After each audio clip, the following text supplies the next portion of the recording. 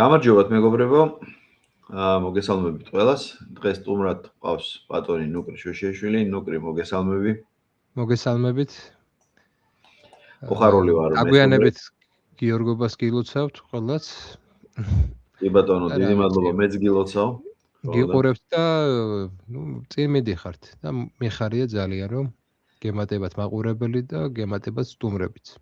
კი, 3 დღის წინ 9 მილიონ ნახვას გადავაჭარბეთ 8 თვეში და როგორც მეუბნებიან, დიდი მიღწევა არის, ასე რომ მოხარული ვარ და მე მოხარული ვარ, რომ შენ ჩემი გულშემატკივარი ხარ, როგორც მე შენი.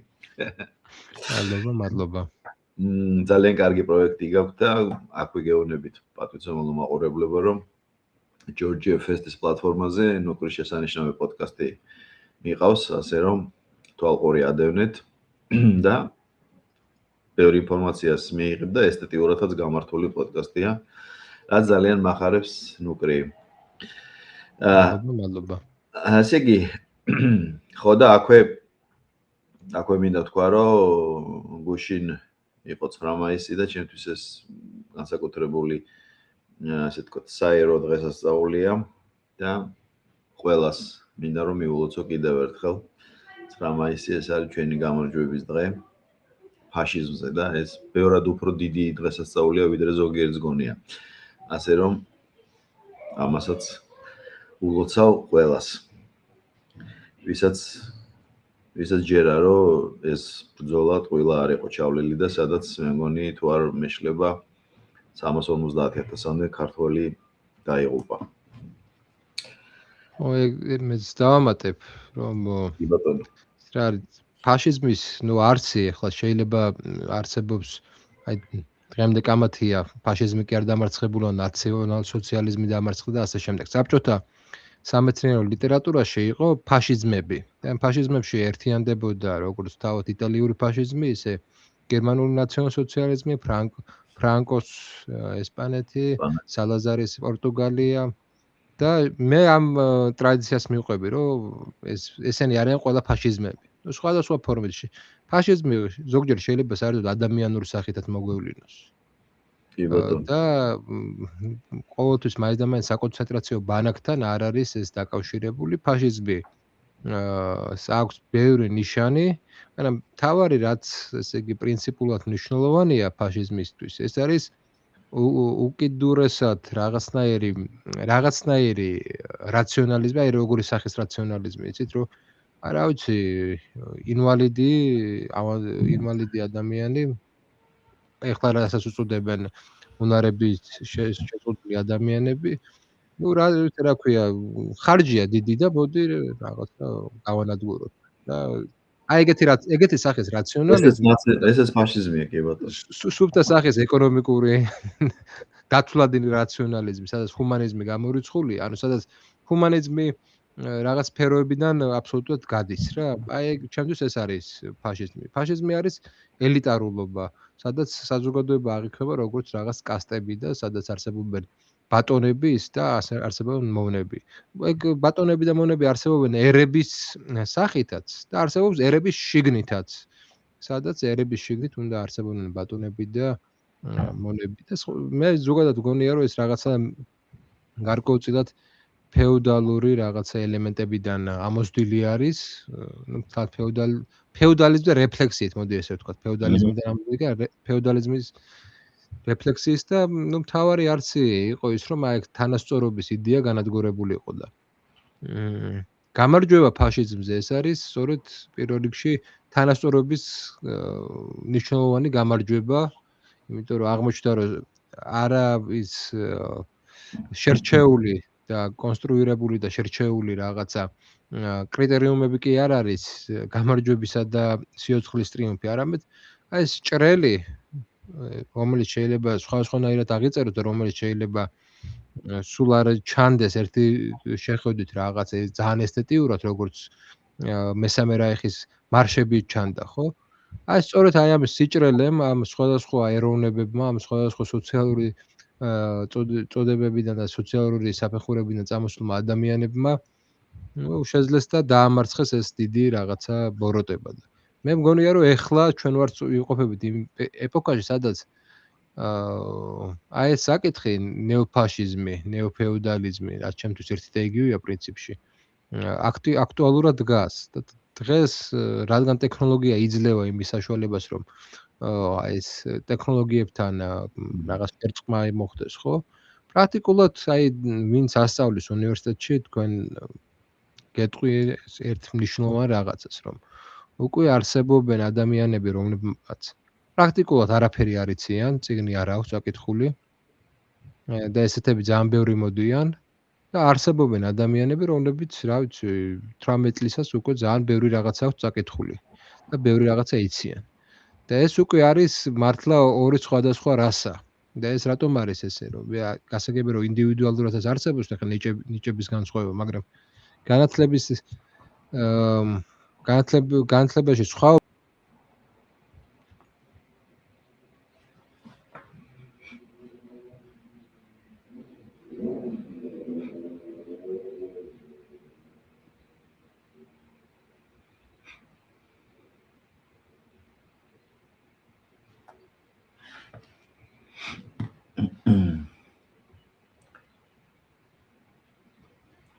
სამწუხაროდ ინტერნეტი დაეკიდა, მაგრამ ეხლა ვეცდებით რომ გამოსწორდეს. აი ხა გამოსწორდა. გამოსწორდა. ხო, უბრალოდ პაუზა იყო. და კარგად ამბობდი, რომ 18 წლის ახალგაზრდა, რომელსაც უამრავი რამე აქვს ნანახი და ეს ორად ეს განსხვავებული პლასტი ერთ საზოგადოებაში. ხო, ესე იგი, საინტერესო მომენტი ორი განსხვავებული სახეობა იქნება, რაც არ უნდა საინტერესო იყოს და ეს სახეობას დაემატება თავის ფიზიოლოგიაც. ტექნოლოგიის განვითარებასთან ერთად და ეს დღესაც უკვე ნათელია. კვებიდან დაწყებული, განათლებით დამთავრებული, ფიზიკური მდგომარეობით დამთავრებული, სიცოცხლის ხანგრძლივობით დამთავრებული, ყველაფერში უკვე განსხვავება ჩანს ელიტებსა და ჩვეულებრივ მასას შორის. ცხოვრების დონეს, ცხოვრების წესს შორის. ანუ პრაქტიკულად ყალიბდება ორი სახის ადამიანი. მომსახური ადამიანი და ადამიანი ელიტა.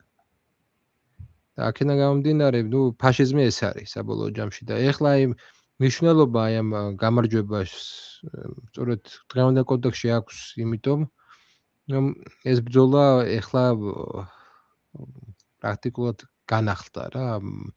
აი საბჭოთა კავშირის გმობით რეაბილიტაცია მოხდა ფაშიზმის. მე ამას ვხედავ ყველანაირ ყველა სოციალურ და პოლიტიკურ თუ იდეოლოგიურ სფეროში. საბჭოთა კავშირი რაც არ უნდა ბევრს ცუდი მოიჩვენოს, მისი პროექტი, მისი მიზნები, არსებობდა საბჭოთა სიბნელეც, რა თქმა უნდა, მაგრამ საბოლოო ჯამში მაინც პოზიტიური მოვლენა იყო კაცობრიობის ისტორიაში. რომელიც დასრულდა და ეხლა ჩვენ ვიმყოფებით სწორედ იმ პერიოდში, სადაც აი დამიჯერეთ ნახავთ გაცილებით ბნელ ეპოქას, ვიდრე ეს გვეგონა რომ იყო საბჭოთა კავშირი. უცნაურია. 21 საუკუნის 2026 წელს ჩვენ ამ თემაზე რომ საუბრობთ და ხედავთ შიშებს და საფრთხეებს და მე ამ უსულო და უგულო ესე ვთქვათ, ერთგვარად მატრიცულ საზოგადოების ჩამოყალიბების პროცესს რომ თვალყურს ვადევნებ, მეც შენს და ყველა საღად მოაზროვნე, მე ასე ვთვლი. ზუსტად მიჩნდება, რასაც მინდა რომ მიუძღვნათ ეს ჩვენი საუბარი დღევანდელი. მე ვხედავ ერთადერთ აი ამ პროცესის შემაკავებელ გარემოებას, ეს არის კონკრეტული ერის სულიერება.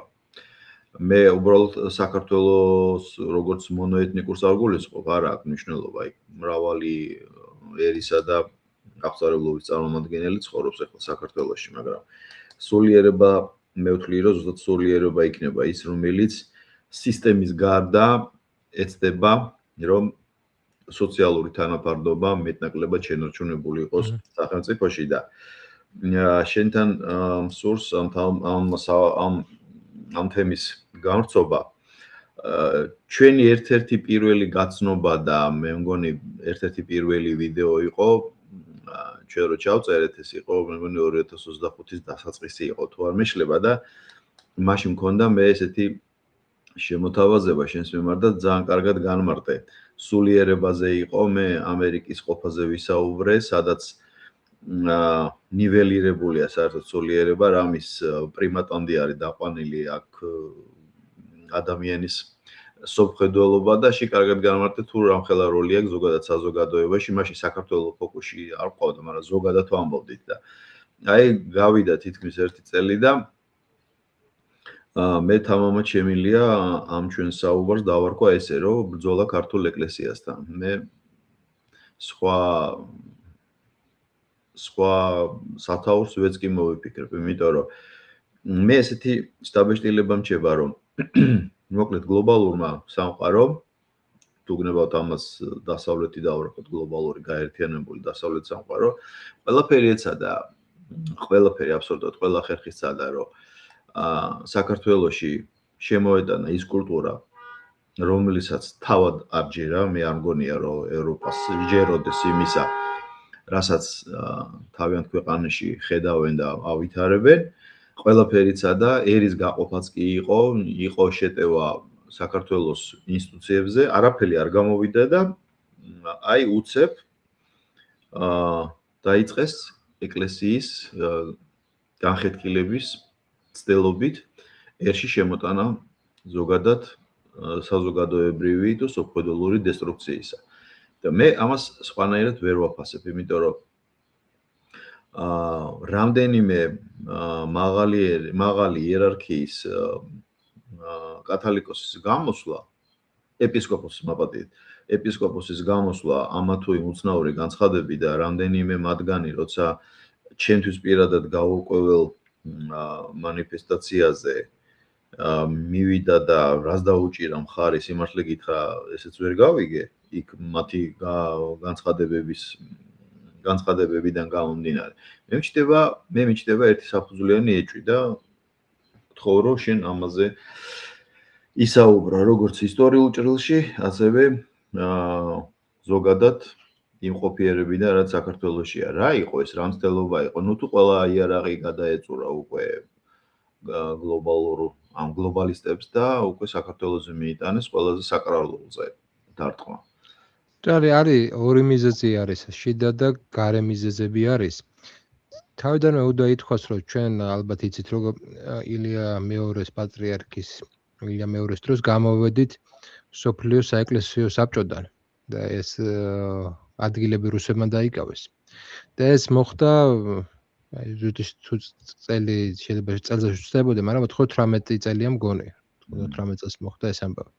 და რა მოხდა 98 წელს? 98 წელს რამდენიმე მონასტერი გავიდა კონტროლიდან, ეს მაშინ ცნობილი ამბავია და საშიშროება იყო, რომ ქართული ეკლესია დაყოფილიყო ორ ნაწილად.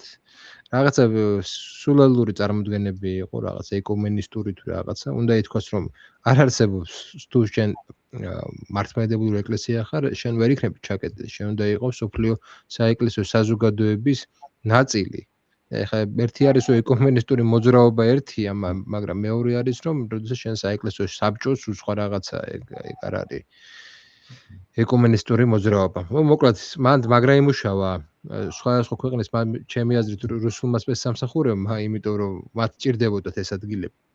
და მაშინ პატრიარქი იძულებული იყო რომ გამოსულიყო იმისთვის რომ ქართული ეკლესიის ერთიანობა შეენარჩუნებინა. ამ მომენტის შემდეგ იწყება ძალიან მე როგორც ამიხსნეს, ხო მე თვითონ არა ვარ ეკლესიის სპეციალისტი, მაგრამ მე ძალიან ბევრ სასულიერო პირს ვიცნობ და მათგან ვიცი ეს ამბავი. როგორც ამიხსნეს, შემდეგ იწყება ის რომ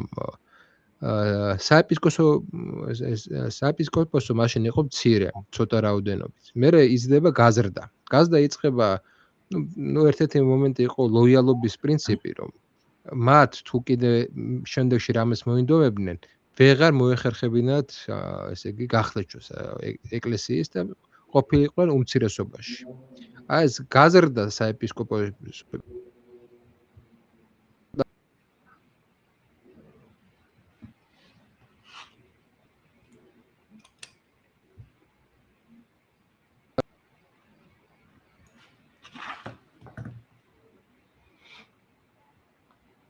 გაზრდა დაკავშირებული იყო იმასთან, რომ ეკლესია ყოფილიყო შენარჩუნებული და ეკლესია ყოფილიყო შეკრული პატრიარქის ირგვლივ და მეტი საშიშროება გახლეჩვის არ ყოფილიყო.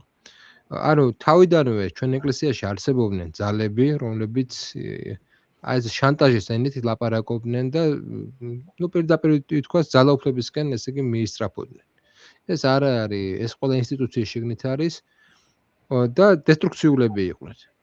თავიდანვე იყო ეს მომენტი. ეხლა გაზრდამ როგორც მე მითხრეს რაოდენობის გაზრდამ. ყოველთვის რაოდენობა იწვევს ხარისხის შემცირებას, ასე ფაქტია, მაგრამ რადგან მთავარი ამოცანა იყო ის, რომ გარკვეულწილად ეს რაღაც ძალები განეიტრალებულიყვნენ. ეს ფუნქცია პატრიარქის მმართველობის შემდეგ პერიოდში შეასრულა ამ გაზრდილმა საეპისკოპოსოებმა. რაც გასაგები არის მოხდა ესე და დღეს ის რომ აი წარმოვიდგინეთ ახლა უფრო ცოტა ეპისკოპოსი რო ყოფილიყო, სულ სხვა რეალობა გვექნებოდა და იქ ერთი ეპისკოპოსის ხმა გაცილებით დიდი მნიშვნელობის იქნებოდა, ვიდრე ეხლა არის, ხო? და ეს მომენტი აი დღეს ვიხილავ ჩვენ, რომ ეს გამოდიოდნენ, ესე იგი, სხვადასხვა იერარქები და აბსოლუტურად ესეთი საკითხებს საუბრობდნენ, რაც არ არის საჯარო განხილვის, არ უნდა იყოს უბრალოდ საჯარო განხილვის საგანი.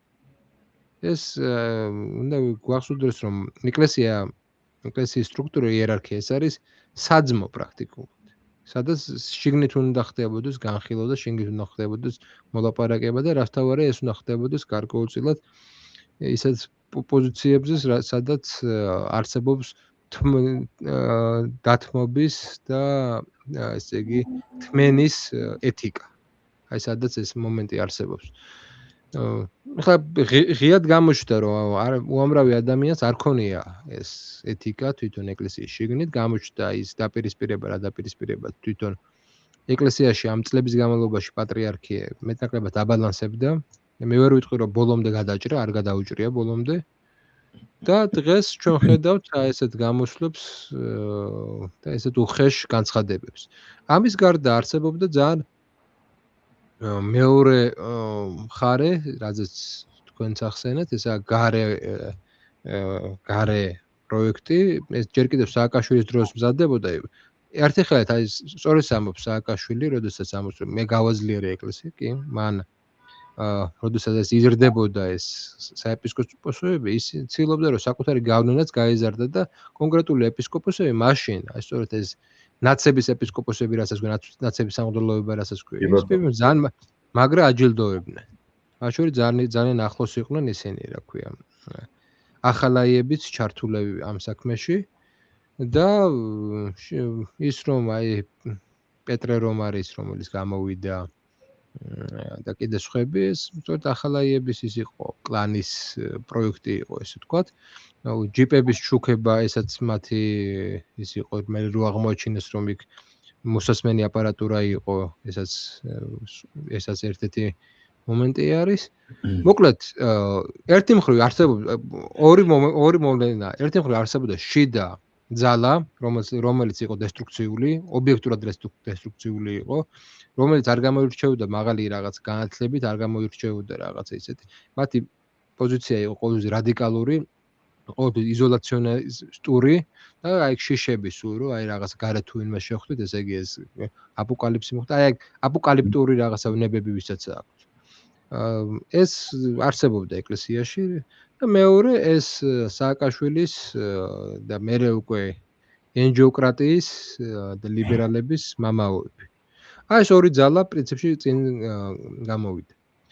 სააკაშვილის თავისთავად ჰქონდა პროექტი, რომ არ ვიცი თავად სააკაშვილს ჰქონდა თუ არა, მაგრამ ყოველ შემთხვევაში მის ხელისუფლებაში მთელ რიგ ინსტიტუტებს, მას შორის თავისუფლების ინსტიტუტს ჰქონდა წარმოდგენა, რომ ქართული ეკლესია უნდა ყოფილიყო ახალი სოციალური ინჟინერის ერთ-ერთი მნიშვნელოვანი ინსტიტუტი და ამიტომ ეკლესია უნდა გარდაექმნათ ის და ამიტომ თავი პრობლემა იყო ილია მეორე, ამიტომ დაიწყო სწორედ მის სააკაშვილის დროს საპატრიარქო გამოსვლები, მაშინ იყო ღია გამოსვლები იყო მაშინ და მაშინ დაიწყო აი ესეთი გახლიჩვები, მაშინ ნახეთ ჩვენ რომ ის ადამიანები, რომლებიც სასულიერო სემინარიდან გარბოდნენ, სად გარბოდნენ? გარბოდნენ NGO-ებში. რამოდენიმე სახელი შეიძლება ითქვას.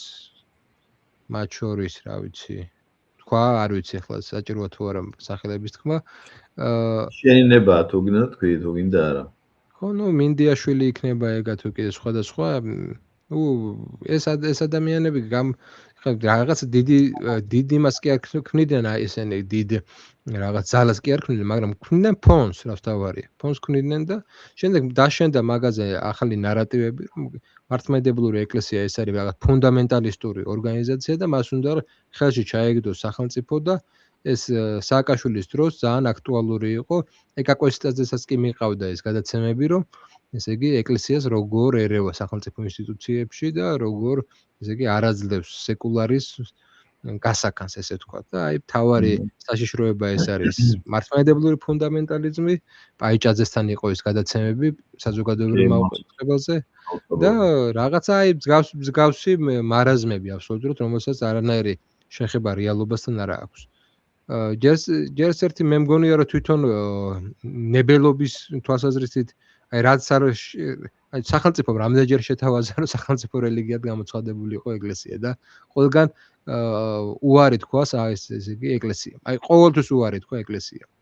ანუ არანაირი ესე იგი პრობლემა იმის რომ სახელმწიფო რელიგია გქონდეს არ არსებობს. საზოგადოებრივ ხალხაჭერა არის, პოლიტიკურ ხალხაჭერა არის, ეკლესიას არ უნდა ეს.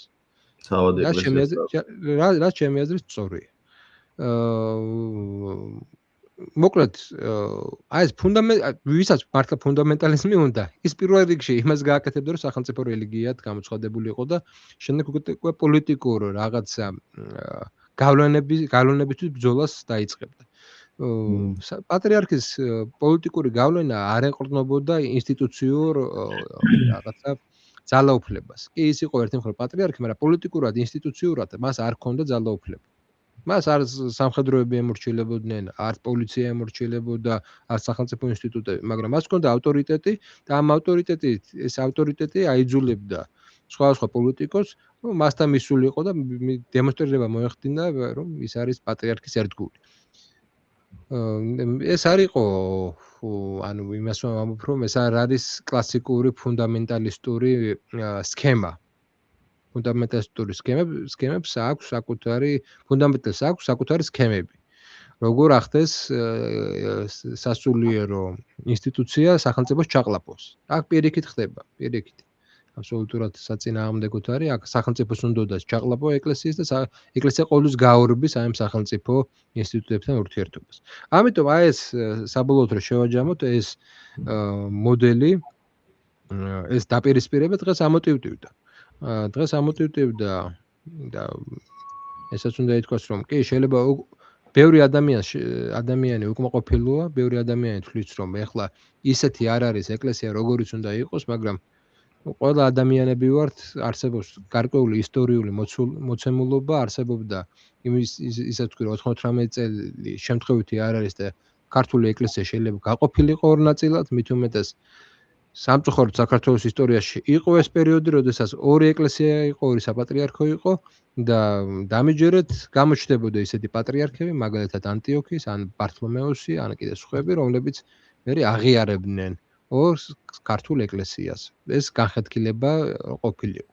ამიტომ ამოცანა იყო ერთიანობის შენარჩუნება და ამ ერთიანობის შენარჩუნებამ გამოიწვია გარკვეულწილად ხარისხის დაგდებაც.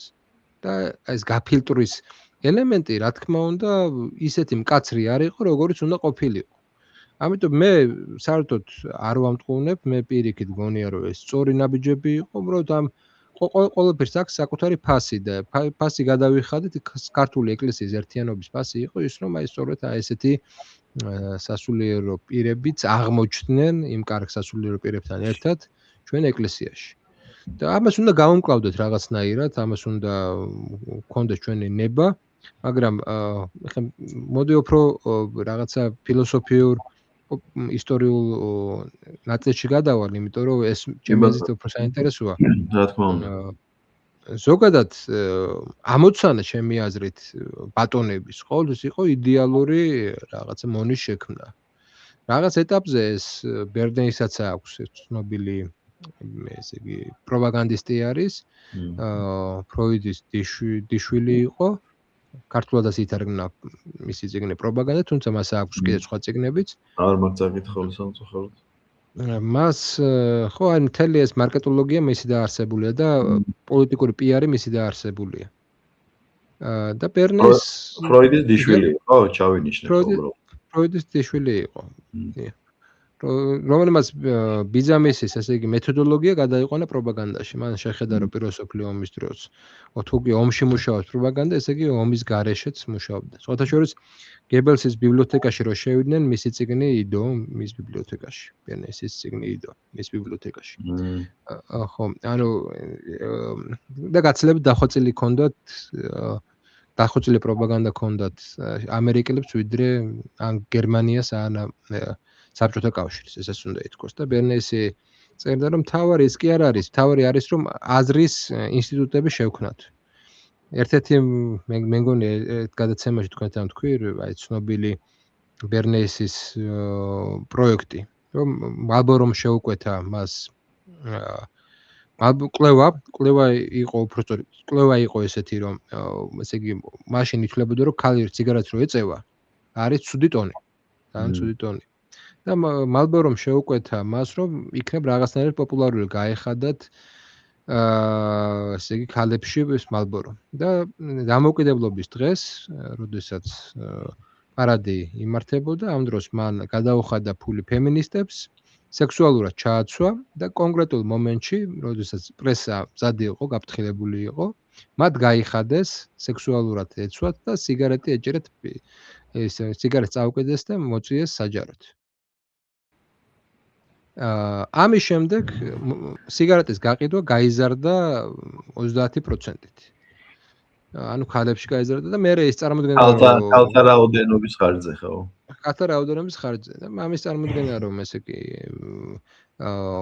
ქალი რომელიც ეწევა სიგარეტს არის სექსუალური ეს ხო საიდანღაც მოდის და ეს მოდის სწორედ მამოახდინა რა ზუსტად სექსუალურ ფაზაზე და სიგარეტი. ხო და ეს ძალიან კარგად და ბერნეის სხვათა შორის მინდა ყოველს ურჩიო არსებობს YouTube-ზე დევს სადღაც 6 სერია არის ამაზე და თვითონ ინტერვიუებიც არის და ბერნეი ამბობს ძალიან საინტერესო რაღაცას რომ ისეთი უბედურიერიო როგორც ამერიკელები არიანო სხვა არც ერთი არ არის. ყველაზე უბედური ერი არის ამერიკელები და ისაუბრებდა რომ აი როგორ ქმნიდნენ ისინი ბედნიერების წარმოდგენას და რომ ვერასდროს ვერ დაიჭერს ესა ჩვეულებრივი ადამიანი, ჩვეულებრივი რიგითი ამერიკელი ამ ბედნიერების ელემენტს, როგორ მუდმივად უქმნიან სურვილებს, როგორ ქმნიან აი აზრის ესე იგი აგენტებს უწოდებს ის სხვა მარკეტოლოგებს, იურისტებს, ექიმებს და ასე შემდეგ, რომლებიც ქმნიან რაღაც წარმოდგენებს, რომ და საბოლოო ჯამში ისინი არა პირდაპირ მის საქმის და პროფესიულ ვალდებულებას, არამედ ისინი ქმნიან სურვილებს, გარკვეულ სურვილებს, მაგალითად ჯანმრთელი ცხოვრების სურვილი, რომელიც ხშირ შემთხვევაში, რა ვიცი, სხვანაირად არის, მოკლედ, რეკლამებთან არის დაკავშირებული და კომპანიებთანაა დაკავშირებული. და მოკლედ ეს ადამიანი არის აბსოლუტურად გამომწყდეული და ვერ თავისუფლდება, რაც თავარია ამისგან, ვერასდროს ვერ განთავისუფლდება. ანუ დიდ მატრიცაში მოათავსეს საბოლოო ჯამში ადამიანი.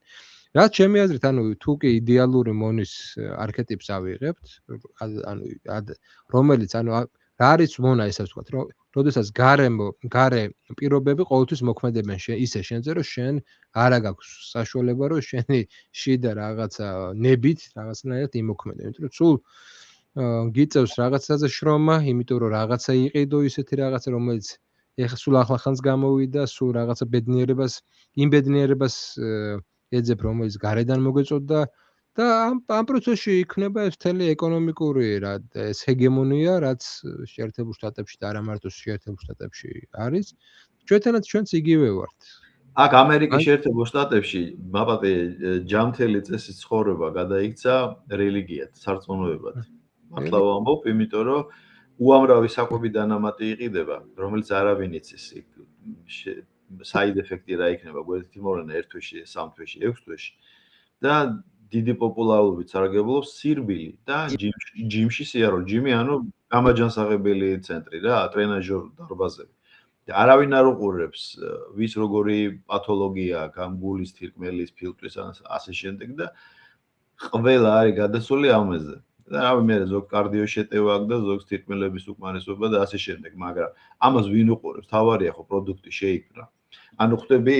ანუ არასარწმუნოებრო, არასულიერების ფონზე უცებ აშენდა ახალი რელიგია, ახალი სარწმუნოება რა. საბოლოო ჯამში ეგ რას ემსახურება, რომ საკუთარი თავი გადააქციო გარკვეულ პროდუქტად, რომელსაც გაყიდი. შენი სხეული გადააქციო რაღაც პროდუქტად, რომელსაც გაყიდი, შენი იმიჯი გადააქციო პროდუქტად, რომელსაც გაყიდი. მახსოვს სათვალეს იკეთებდა ადამიანი, რომელსაც არ ჭირდებოდა სათვალე და იმისთვის რომ გამოჩოლიყო. ანუ ეს გასაგებია, ყოველთვის იყო, მაგრამ თავი რა არის ამ მომენტში, რომ იდეალური მონა არის ისეთი მონა, რომელიც ვერ ხვდება, რომ ის მონაა საბოლოო ჯამში. ეს ემსახურება სხვის ინტერესს, აბსოლუტურად სხვის ინტერესს ემსახურება. ეხლა ქრისტიანობის ისტორია ჭრელია, მოდი ესე ვთქვათ. ჩვენ ხვდები რა თქმა უნდა, იმასაც ისტორიაში ხედავთ, როგორ იყენებდნენ ელიტები ქრისტიანობას საკუთარი ინტერესებისთვის. ეს არაერთხელ მოხდარა, მაგრამ იმასაც ხედავთ, რომ ქრისტიანობას ამის გარდა ქონდა შინაგანი გამათავისუფლებელი ძალაც. გარკვეულწილად გამათავისუფლებელი ძალაც ქონდა და ქონდა რაღაცა, ანუ ქმნიდა რაღაცა მანიპულაციების შეუძლებლობას, რაღაც ეტაპს. ანუ კი ვერ ხსნის აი ამ სრულად ვერ ხსნის და ეს ქრისტიანული მიდგომაც არის.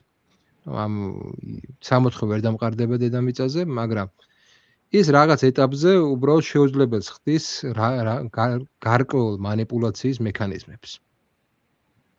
მაგალითად, აი მე ვთვლი, რომ აი საქართველოში ეს იყო ერთ-ერთი მნიშვნელოვანი ელემენტი, რომ ის რაც ციხის კადრებთან იყო დაკავშირებული, ეს ხო ახლა მანიპულაციური ელემენტი იყო ძალადობასთან ერთად მანიპულაციური იმ გაგებით, რომ დანარჩენს ემუქრებოდნენ, ხო? ანუ ეს ხო შეიძლება როგორც პრაქტიკა დარჩენილიყო. იმიტომ რომ ძალიან კაი რაღაცაა მართლობის თვალსაზრისით, იმიტომ რომ შენ ესე აშენებ ყველას, დემონსტრირებულად სჯი ვიღაცებს, მაგრამ პრინციპულად ეს ვერ მოხდა. ანუ ვერ აიტანა საზოგადოებამ და ვერ აიტანა აი ამ წესებმა. პრინციპულად მოხდა ის, რომ ეს შესაძლებლობა ელიტებს გაუქრეს. და დღემდე ახლა შეიძლება ოცნებას ბევრი მინუსი აქვს პლუსებთან ერთად, მაგრამ დღემდე ოცნება სწორედ იმიტომ არის, რომ მეორე ძალა უარს ამბობს, რომ გადახედავს აი ამ მანიპულაციურ ელემენტს. და თქვას, რომ მე აღარასდროს აი ცხოვრებაში არ გამოვიყენებ და მე მინდა ანუ ესე ოპოზიციას უნდა ეზრუნა მორალური სახის შეცვლაზე და არ ეზრუნა ამას. რატომ იყო თვითონ სააკაშვილის დროს ესე იგი ეკლესია პრობლემა? ანუ ერთი მხრივ იყენებდა ის და უნდა შეექმნა ახალი ეკლესია, სადაც მიშისტი ლიბერალი მამაოები იქნებოდნენ. ხოლო მეორე მხრივ ებრძოდა. მე ბრძოლას ვხედავ. რატომ იყო ეს ბრძოლა? იმიტომ რომ ის ვისაც რეჟიმი ჩაგრავდა, რეჟიმი არ ჩაგრავდა მარტო იმით, რომ იჭერდა. არა, მას ჰქონდა სხვა მექანიზმები, სოციალური იზოლაციის მექანიზმი ჰქონდა. ანუ ეგ ჩემმა ოჯახმაც გამოცადა, როდესაც აი მოყვები ჩემი ოჯახის ამბავს, ბაბუო ჩემი პროფესორი იყო და ის სიკვდილის წინ მას ჰქონდა ბევრი საკითხი დაწერილი და ერთ-ერთმა მოსწავლემ წაიღო და აღარ მოიტანა. მთელი შრომა იყო ჩადებული მაგაში, აიღო, აღარ მოიტანა. შემდეგ ეს ადამიანი ხდება ქალბატონი გიული ალასალიანს ძალიან ახლო წევრი და მისი, ესე იგი, მარჯვენა ხელი, ესე ვთქვათ.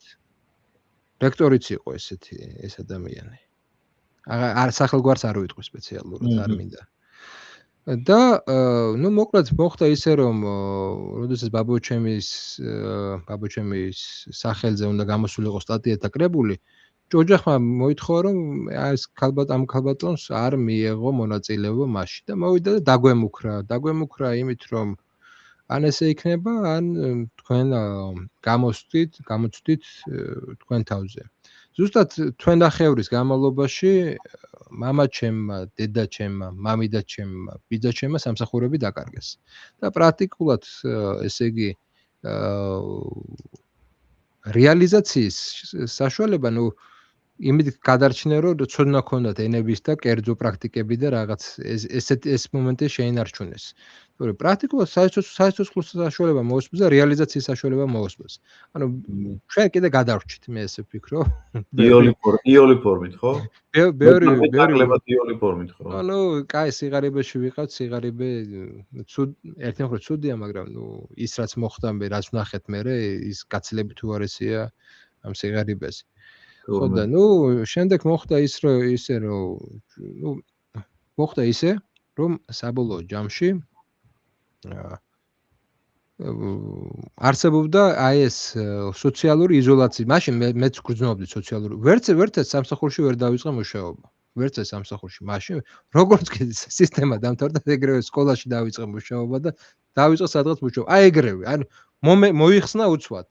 და იმ მომენტში ხლა ადამიანებს მინდა უთხრა შავისიები გაუქმდა, ანუ. ხო, შავისიები გაუქმდა. იმ მომენტში დამიჯერეთ ადამიანი თავს გრძნობს, ანუ საკუთარ თავს აბრალებს რა, საკუთარ წარუმატებლობას აბრალებს და აი რაღაცა ცოდნა კი გააქვს რაღაცა თითქოს, მაგრამ ანუ შენი ბრალია, ეგრე ფიქრობ მაშინ რა, აუცილებლად ეს მომენტი არის. და აი ესე მდგომარეობაში ერთადერთი ინსტიტუცია, რომ სადაც ჩვენ სოციალურ იზოლაციაში არ გაქცევდნენ, იყო ეკლესია. სადაც ყოველთვის შეგიძლია მისვლა, სადაც ყოველთვის შეგიძლია რაღაცა მხარდაჭერა გეპოვა. ეს მორალური იქნებოდა ეს, სადაც რაღაცას დაგეხმარებოდა, ვიღაცა გაიცნობდი, ვიღაცა ანუ მრევლს გულისხმობ, ანუ დარჩა რაღაც სოციალური სივრცე, რომელსაც ვერ აკონტროლებდა ეს ადამიანები, ნაცებს გულისხმობ. და ამას ძალიან დიდი მნიშვნელობა ჰქონდა. მაგიტომაც არ უყვართ სიამდვილეში რა. რომ ის იყო გავკონტროლებელი, მეტად ძირითადად გავკონტროლებელი ინსტიტუცია.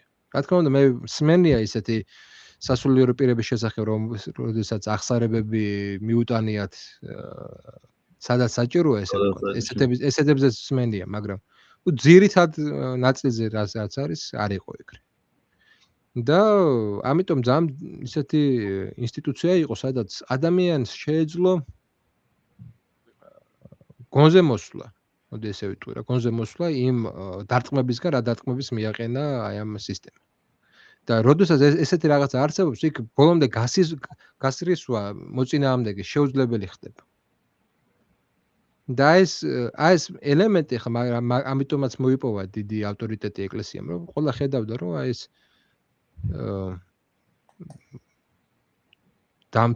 დიდი მცველი ჩვენი იყო ეკლესია.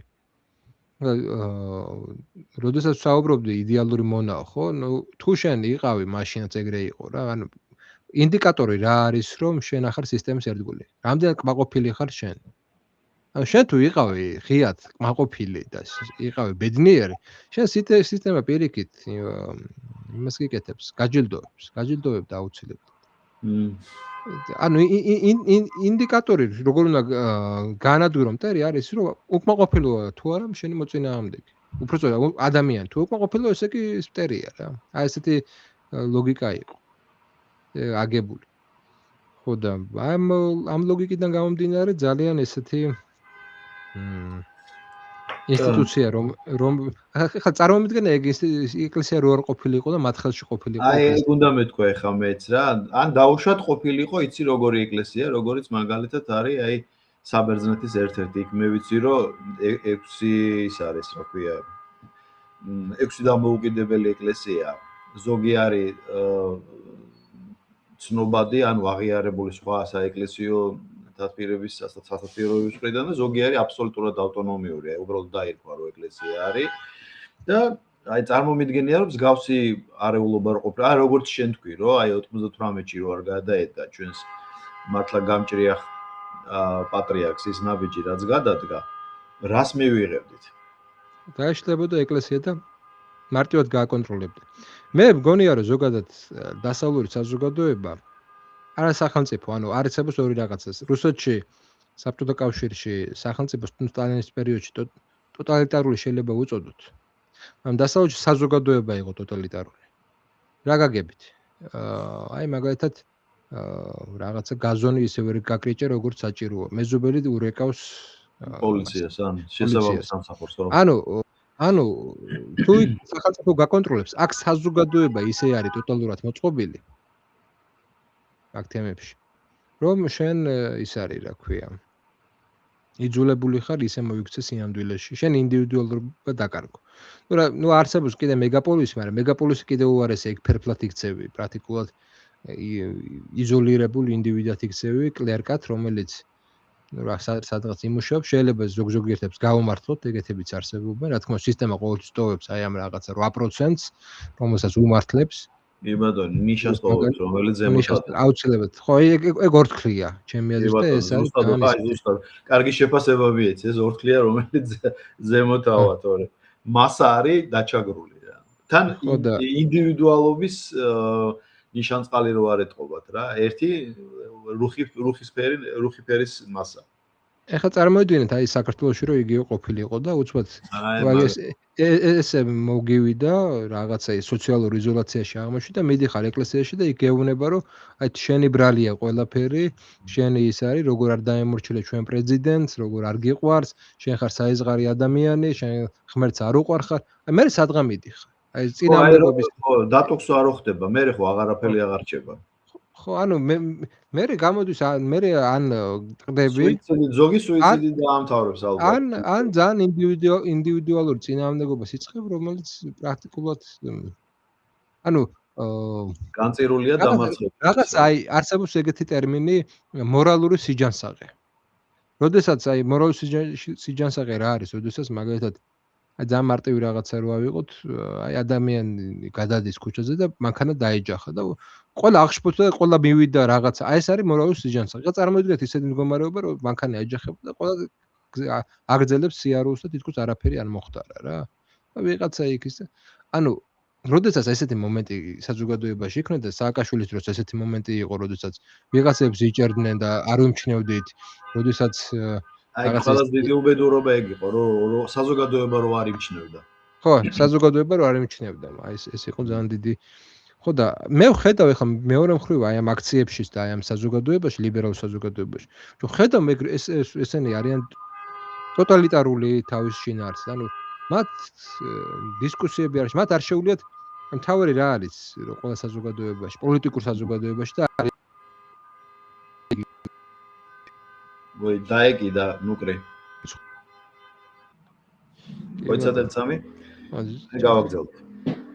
უკაცრავად მეგობრებო, წვეთა კავშირი არ გვივარდა და. კი ბატონო, აი წარმოვიდგინოთ, რომ ესე იგი ესეთი სიტუაცია, სადაც ნაცების ხელში იყო და ლიბერალების ხელში იყო არა მარტო რაღაც საკუთარი ბაბლები, არამედ გაცილებით დიდი ინსტიტუციები. ამ როდესაც ვსაუბრობ პოლიტიკური საზოგადოება გულისხმობს იმას, რომ თუ კი პოლიტიკური სიტუაცია შეიცვალა, შენც იცვლები. გულისხმობს იმას, რომ შენ შეიძლება დღეს მიცე რესპუბლიკელს ხმა და ხვალე მიცე დემოკრატს და პირიქით. ანუ ამას ეს პოლიტიკური ცხოვრება გულისხმობს იმას, რომ შენ არ რჩები ერთ ადგილზე. რატომ არ რჩები ერთ ადგილზე? იმიტომ რომ იცვლება პოლიტიკური სიტუაცია და პოლიტიკური სიტუაციასთან ერთად იცვლება შენი შეხედულებების და შენი განწყობების და შენი ინტერესებიც. და წარმოიდგინე ახლა როდესაც პოლიტიკას უყურებ როგორც რაღაცა დოგმატურ, ესე იგი,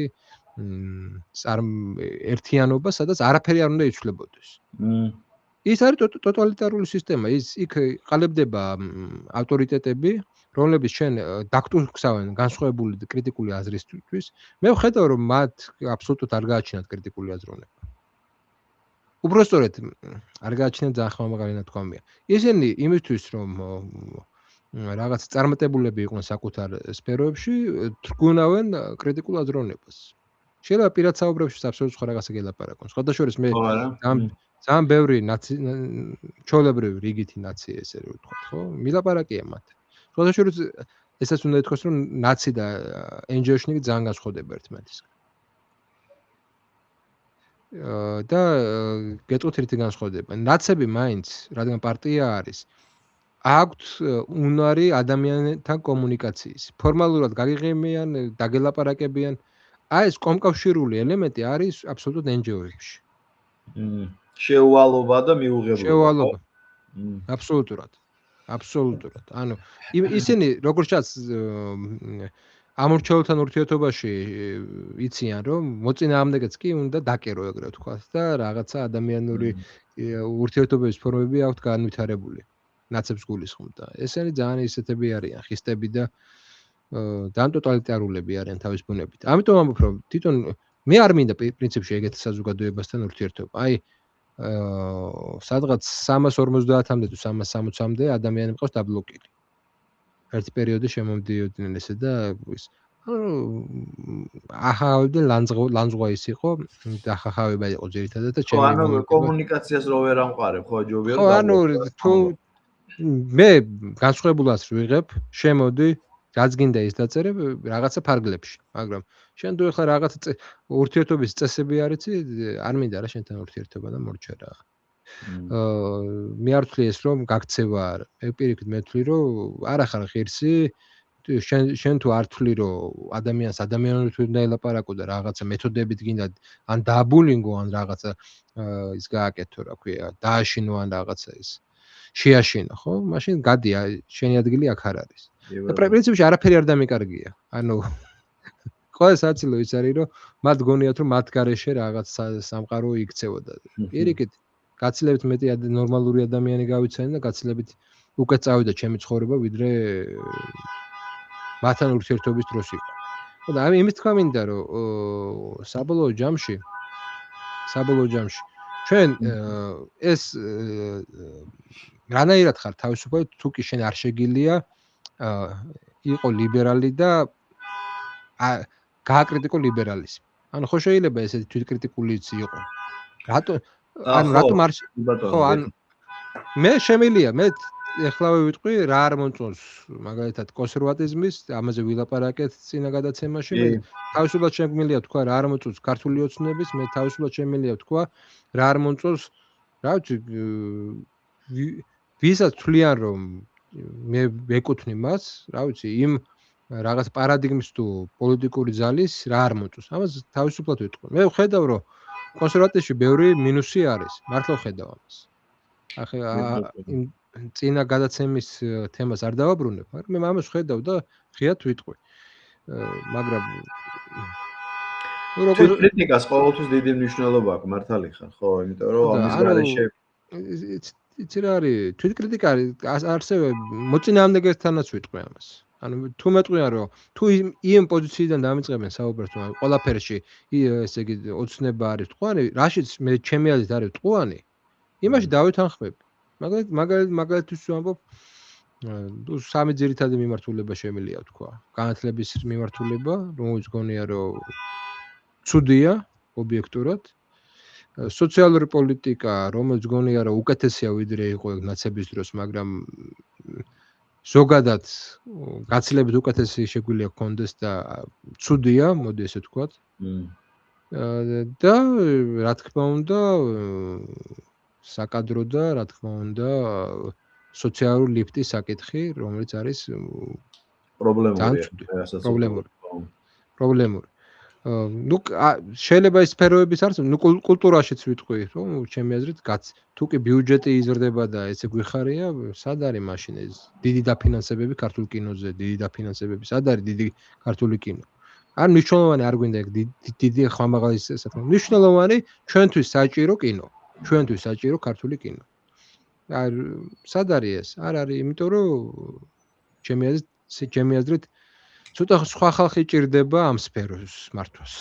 კი ბატონო, გეთანხმება აბსოლუტურად. ხო, ეგ ახლა რაღაც, მაგრამ ახლა იმ საკითხში რაც საგარეო პოლიტიკას ეხება, რაც ეხება კიდე აი ამ ნაცების გაჩერებას და კიდე რავალ რაღაც საკითხებში იქ არ შემილია მე წინამნე გავუწიო ოცნებას და წინამნე წავიდე, იმიტომ რომ ახლა მე ვიცი რაც არის რა დგას ამის მიღმა, რომ თუ კი ეს ხარდაჭერა ამ ხელისუფლებას არ ექნება, სხვა ორგანიზებული ძალა, რაც არ უნდა იყვირონ სხვებმა, არ არსებობს, რომლებიც ამას შეაჩერებენ და მეორე ზოგიერთი არის ძალიან ხისტი. აი პირდაპირ ვიტყვი, მაგალითად ჩემთვის აი ეს უფრო სხვა სახის კონსერვატორები არიან ძალიან ხისტები. ანუ მაკეოლი ამბობდა მართლზე, ხო, რომ ის უნდა აერთიანებდეს ლომსა და მელას. მარტო ლომი რო იყოს, ის კი მამაცი იქნება, მაგრამ ხაფანგში აღმოჩნდება და მარტო მელა რო იყოს, ის ხაფანგს გვერდსაულის, მაგრამ მხდალი იქნება და ვერ შეებრძოლება მტერს. ამიტომ მართლი უნდა იყოს ერთდროულად ლომიც და ერთდროულად მელაც. მე ვხედავ, რომ ქართული კონსერვატიული სხვა ჯგუფები აკლიათ ეს მელას მომენტი. ისინი მოუქნელები არიან და დარწმუნებული ვარ, როგორც უყურებენ რუსეთს, როგორც უყურებენ დასავლეთს, ძალიან ხისტები არიან და ეს სიხისტე გონია, რომ ჩვენერი პატარა ქვეყანას არ აქვს ამის საშუალება და ვერ შეძლებს ამას. თან უფრო ესეთი ელასტიურობა აჩვენა ოცნებამ, იმიტომ რომ ზოგჯერ ისეთ გადაწყვეტილებებს იღებს, რომ მისი წინა გადაწყვეტილების აბსოლუტურად საწინააღმდეგოა ხოლმე, მაგრამ მომენტისთვის მორგებული არის იმ კონკრეტულ მომენტისთვის.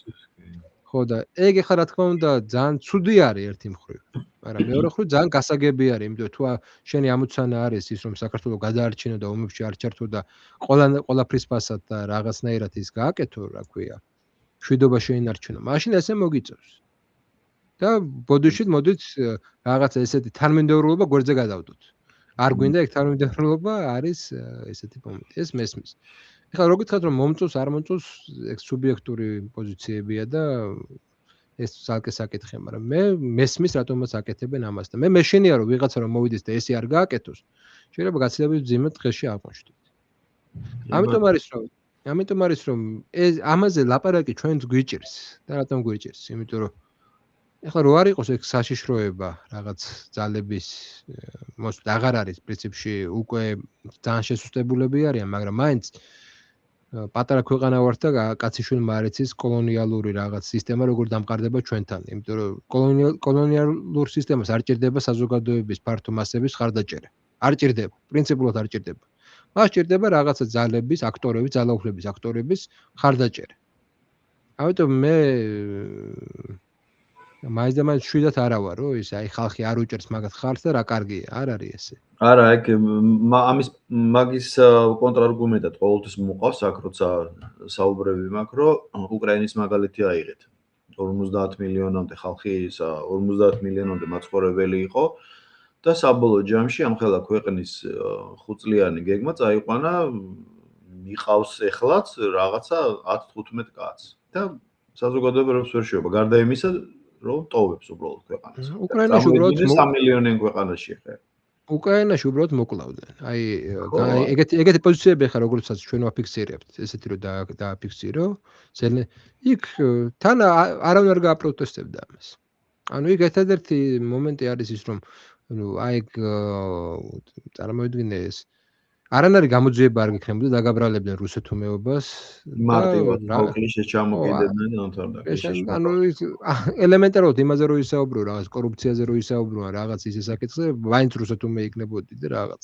ანუ თავი პრობლემა ვიცით, ეხლა იქაურ შიდა ამაზე, ხო, უკრაინულ შიდა კორუფციაზე ვიდრე თავად უკრაინელებმა, იმიტომ დააკვირდით ეს მაკრო იმათ ინფორმაციას არ აქვს ამას. დააკვირდით თვითონ სააკაშვილის რეჟიმის და ისაც. ისინი ფუნქციონირებენ როგორც საგანგებო რეჟიმები. ან როდესაც საგანგებო რეჟიმს გამოაცხადებთ ქვეყანაში. ისინი შვიდ პოლიტიკურ ცხოვრებაში ვერ ფუნქციონირებენ. ძალიან უჭირთ. შვიდ პოლიტიკური ცხოვრება მოითხოვს გარკვეულწილად იმას. შვიდ პოლიტიკური ცხოვრება მოითხოვს გარკვეულწილად რას იცი, აი მოქნილობას და ცოტა აი შემწყნარებულ მიდგომებს რა, შეთანხმებაზე ორიენტირებულ მიდგომებს და აი 3 მილიონი ზანე დაასრულე. ხო, არ აქვს აი ამ ძალებს ამის მე მაქვს Facebook-ი და შიგნით სხვა ჯგუფში ვარ გაწევრიანებული, მათ შორის ისეთ ჯგუფებში მე რატომ ვარ იქ არ ვიცი. ნუ მათ ჯგუფებში, მოწინააღმდეგე ჯგუფებში. იქ ვიღაცა გაწევრიანე შენი ნებართვის გარეშე? ხო, invited მის ხო გასაგებია. ხო და უცბად აღმოჩნდები ეგეთ რაღაცეებში. დაიტოვეშიც ვიყავი გაწევრიანებული და სხვა ესეთ ჯგუფში. ხო და იქ რას ვუკრდებოდით, იცი რომ ვიღაცა რაღაცას განსხვავებულს იტყოდა თუ არა, ყველა შეესეოდა. ანუ წარმომიდგენია, იქ ყოფნა რამდენად ნერვოტული არის რა. იქ აი ხო წარმოვიდგენია. სულ პარანოია გაქვს. იქ თუ ცხოვრობ იმ საზოგადოებაში თუ ხარ, პარანოია გაქვს. ამიტომ შემთხვევითი არ არის რომ მათ პარანოიული ნარატივები აქვს და ისინი ხედავენ რუსეთის აგენტებს იმას. აი სულ ეგრეთ მდგომარეობა არის. მე იცი რისი შიში, მაგ აი შენ კარგად აღნიშნე და მაგითკენ მიმყავს მე საუბარი, რომ სასებით შესაძლებელია, როცა უკიდურესი უმცირესობა მართავს ქვეყანას და სიტუაციას და კარგად გაიხსენე კვესიტაძე და მე მახსოვს ნიკა გვარამიან და კვესიტაძეს როცა ერთად მიყავდათ, რუსთავი ორიჯერ როცა სხვა ფორმატის იყო. და პეტრე ცავას რო დაუთმეს უდიდესი დრო, მე მგონი 3 თვე აპიარებდნენ თუ არ მეშლება. ჯერ იყო ჩართვები, მერე სამეგრელოდან ცავას საეპისკოპოსოდან იყო, იქ სტუმრად ჩავიდნენ. და შემდეგ ერთ-ერთი ბოლო ინტერვიუ იყო, ვითომ კონსპიროლოგიური შტაბინა მოაწყეს, რომელიღაც სასტუმროში, ვითომ გასაიდუმლოებული ყოფილიყო, რომ შეტევა არ მიეტანათ ამათ ინტერვიუზე და პეტრე ცავა ფაქტობრივად დაიცვა და ასე შემდეგ და მოკლედ ეს კამპანია მიდიოდა და ეხა წარმოიდგინე ნუკრი რომ აბსოლუტურად ჩაუხედავი უბრალოდ თავის სამშობლო უყვარს ადამიანს და გამოდის ვიღაც მაღალი იერარქიის ეპისკოპოსი და აკეთებს ისეთ რამეს აცხადებს თან ისეთ რამეს რაც შენთვის მიუღებელია მაგრამ ასევე რეიტინგული მაღალი ყურებადობის არხის პროდიუსერი პროპაგანდისტები აკეთებენ აი ამ უარყოფითი ნეგატიური ველის განვითარებას გაშლას ხო არ დაგვავისდეს ის რომ ეს უკვე უფრო ახლო მომენტია როცა უკვე სააკაშვილი ჯერ კიდე საპატიმროში არ იყო მე მგონი იქ იყო ვიომედია ქვია ხო იმ კლინიკას იქ რო იწვა და ვიომედია ხო და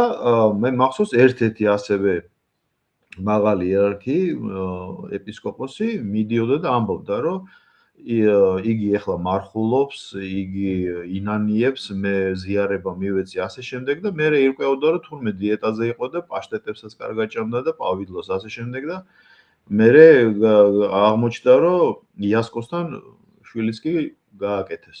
ეს იმ პერიოდში როცა ეს მაღალი იერარქიის ეპისკოპოსი ამბობდა რომ იგი მონანიებაშია, მე მისი სულიერი მამა ვარ და ცოდვებს იღებდა და ვაზიარე და ასე შემდეგ.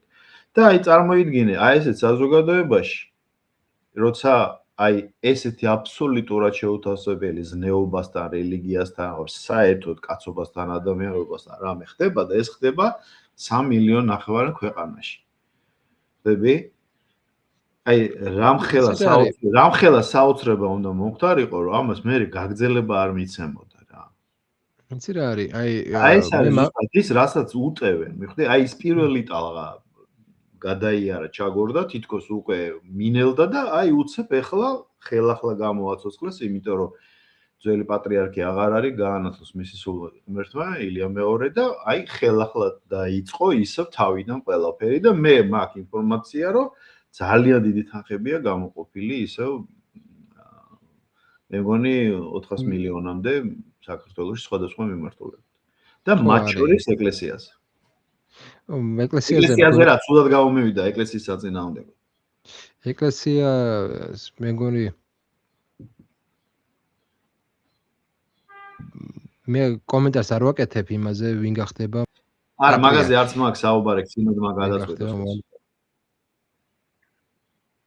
მე უბრალოდ ფორმაზე საბოლოო ჯამში კი, მესმის. მათ პრინციპში მოახერხეს მნიშვნელოვანი რაღაცა, მათ მოახერხეს რომ საზოგადოების რაღაც ნაწილში ეკლესია არის გამოყვანილი როგორც რაღაც საზიზღარ ძალად. აი ეს ახალგაზრდები რომლებიც გამოდიან, ხო? ის ახალგაზრდები ერთ-ერთი იმას შევესწარი, მანქანით მივდიოდი და ეგ ეგრეთ წოდებული აკაცუკებს რასაც ეძახიან. გზაზე შევხვდნენ და ნაგვის ისინი დაყარეს. და ერთ-ერთმა უთხრა, ესე ევროპაში არ ხდებაო, რაღაც მსგავსი ეგეთი უთხრა და ეგრევე აიღეს. ანუ თითქოს ღმერთმა თქვა რა ევროპაში არ ხდებაო და ეგრევე აიღეს. იმის თქმა მინდა რომ ამ ადამიანებში, რა თქმა უნდა, პატრიარქი არის და ეკლესია ზოგადად არის რუსული ინსტიტუცია. ეს ხო ახალი არ არის. ნუ აბა ხა რითი უტევენ ხო ხედავ, არ აქვს მნიშვნელობა ვინ გახდება, რო გახდება, მაგრამ ყველაზე მთავარი არგუმენტი ის არის, რომ ის საქართველოს არ ემსახურება. ის არის უცხო აგენტი. უცხო აგენტი. ეხლა გასაგებია ვიზიცა საუბარ, ეს არის მეუფე შიოზე. ჩემი სრული მხარდაჭერა მას თუმცა კლავი მეორე სინოდზე არის დამოკიდებული და ყველა პატრიარქი, ყველა ვინც გახდება პატრიარქი, იმის ერთგული და მსახური ვიქნები. პირადად მე ამის მიუხედავად მე ხედავ ერთ მნიშვნელოვან მომენტს. მათ არ უნდათ რომ მეორე მხარეში ჩვენ მხარეს არსებობდეს ავტორიტეტი. ისინი სპეციალურად ებრძვიან აი ამას და აბსოლუტურად აშავებენ ამას. აი, მაგრამ საინტერესო რა არის, აი ხა ნოდარ მელაძეს იყო, ხო? მაინც სუსტისო ინფორმაციით რაც ჩვენ გვაქვსო. არ მტკიცდებაო რომ შიო რაღაცა ესეთი დარღვევა ქონდაო. ნახავდით ალბათ ამას. მე არ მინახავს, მაგრამ მითხრეს ხო, რომ ფოტოშოპს გამიკვირდა ეგ რატო გააკეთეს. ხო, მე მგონი ესე არ გამიკვირდა, იმიტომ რომ თუ რაღაცა არის, უნდა აჩვენო რაღაცა კონსპიროლოგია და ვერ შექმნეს ეს კონსპიროლოგიაც ვერ შექმნეს. და თვითონვე აღიარეს, რომ მე ამას ხო, არა, ისეთ რომ შეიძლება უფრო ღრმა ქექვა ჭირდებაო. დაახლოებით ეგეთი ის თქვეს. საბოლოო ჯამში ჩვენ ახლა რას ველოდებით? ჩვენ ველოდებით ეკლესიისგან ახალ ენერგიას, ველოდებით იმას, რომ აქ ახლა მოხდება გარკვეულწილად და ეს საზოგადოების მოთხოვნა. გარკვეული ახლა თუ მაშინ სხვა ისტორიული პირობები იყო, დღევანდელ ისტორიულ პირობებში გარკვეული რუი ურბნისის რაღაცა წმენდის მსგავსი საზოგადოებისგან დაკვეთვა არის. უკვე რაღაც ზოგიერთი სასულიერო პირის საქციელი არ მართლდება არაფრით რა. ჩვენ ახლა მოისმინათ ესეთი განცხადებების და არ გვინდა რომ ეკლესიიდან ესეთი განცხადებები იყოს. ანუ საზოგადოებაში ის აზრი მოსაზრება რომ ეკლესიაში უნდა დაიწყოს რაღაც წმენდა, ეს მოსაზრება არის საკმაოდ ძლიერი. ამიტომ ვინც არ უნდა იყოს პატრიარქი, მას აქვს ექნება ლეგიტიმაცია აბსოლუტურად, როგორც საზოგადოებრივი, ისე პოლიტიკური, ისე საინფორმაციო, რომ აი ეს განახორციელოს. მე პირიქით მგონია რომ ეს ზოგადად აი ღმერთი ისეთ რაღაცებს არ აკეთებს, რაც მერე ღვთისნებას არ ემსახურება. მე მგონია რომ ეს ადამიანები, რომლებიც ესე ღიად უპირისპირდებიან, სწორედ იმ გეგმას ემსახურება, რასაც ქვია ქართული ეკლესიის გაწმენდა. მე აბსოლუტურად ეხლა დაიწყო საუბარი. შენ თუ გულისხმობ თვით ლუსტრაციას, შესაძლოა. ხო, თვით ლუსტრაციას გულისხმობ ზუსტად რა. ანუ ასწრებენ მოვლენებს. სხვადასხვა ეგ ოპოზიციას ეს მოუვიდა, ზუსტად იგივე მოუვიდა ოპოზიციას. თვითონ საკუთარი თავი თვითონ გაინადგურა. ხელისუფლებამ არ გაანადგურა ოპოზიცია. ოპოზიციამ გაანადგურა საკუთარი თავი. ოპოზიციას შეეძლო დღეს ყოფილიყო, ახლა წარმოიდგინეთ დღევანდელ ეს ნაცების ოპოზიცია, ნუ ნაცებს გულისხმობ აი ძიჭრელეში, ახლა უკვე ბევრი პარტია რომა. პარლამენტში იჯდებოდნენ, რაღაცებს იყვირებდნენ, რაღაც ნიშნულოვანი რაღაცა ინფორმაციებს გამოიტანდნენ, იქნებოდა ერთი დაკა თემებს აწევდნენ და ნუ იმის განცდა რომ ეგენი შეიძლება დასრულდნენ, საერთოდ არ იქნებოდა. ეხლა არის უკვე იმის განცდა რომ ეგენი შეიძლება დასრულდნენ. ანუ საკუთარი თავი თვითონ ჩაიგდეს. შენ გულისხმობ არა კონსტიტუციურად და არა კანონიკურად, არამედ ისე უბრალოდ დრომ თვითონ დაასრულოს. არა, საკუთარმა საქციელმა, არასწორმა საქციელმა. ისე არის, ხშირად არის ხოლმე, რომ არ უნდა შეუშალო შენ მოწინააღმდეგეს შეცდომების დაშვება. ეხლა რასაც ბევრი სასულიერო პირი, ზოგიერთი სასულიერო პირი აკეთებს, ეს სწორედ ეს არის. არ უნდა შეუშალო მას ბოლომდე თქვას ეგ სათქმელი. მაგრამ არ უნდა შეუშალოს არა იმ გაგებით, რომ ეხლა რაღაცა აუგდო არ პირიქით. აი მაგრამ ნახე მე ეგ მითხრა სხვათა შორის რამდენიმე მქონდა საუბარი და ერთმა მითხრა ქალბატონია ეს და ჯერ ესეთი არაეკლესიურიაო და თავისუფლების ეს არისო ეგო შეზღუდვაო და გააკეთონ ის რაც აკეთებსო და მე ღმერთი მაღალია და ინახავს. ხო აბსოლუტურად ვეთანხმები, მაგრამ რომ დავმიწდეთ ეხლა და ესე როგორც ვიტყვიან, ველზე ვიფიქროთ რა ხდება. წარმოიდგინეთ თითოეულ ამ ეპისკოპოსს უამრავი მრევლი ყავს, თან სხვადასხვა რაიონებში. ეხლა ყოველთვის თავად არ გადაგებენ, მაგრამ მათ დაქვემდებარებაში რომ ამავეები არიან, მე არ ვიცი ინსტიტუციონალიზმი როგორ არის ეკლესიაში გაწერილი, აი დიაკონი ან ასე შემდეგ, ვინც მაგალითად ან სხვა მღვდელმთავარი, რომელიც წირვალ ლოცვას ასრულებს. იქ ხო გინდა არ გინდა, როცა გადაგება მიდის, არ ვიცი, ხან საკვირაო, ხან ზოგიერთ დღესასწაულზე. იქ ხო ლაიტმოტივად სულ რაღაცა ჟღერდება და ამას ხო ხალხი უსმენს. კი, ვამბობთ რომ ღმერთი მაღალია და თავად არა, მე ამ გაგებით არ ვსაუბრობ, რელიგიური ენით არ ვსაუბრობ, რომ ღმერთი მაღალია და ღმერთი ყველას მოკითხავს. ამით არ ვსაუბრობ. მე ვსაუბრობ იმას, რომ არა, შეიძლება არ ვთქვი, მე არგუმენტად მისწრეს. დისკრედიტაციას ახდენენ, საკუთარ თავს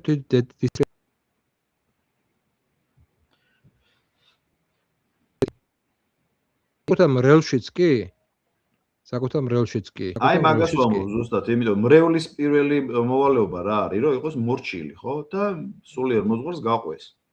ხო.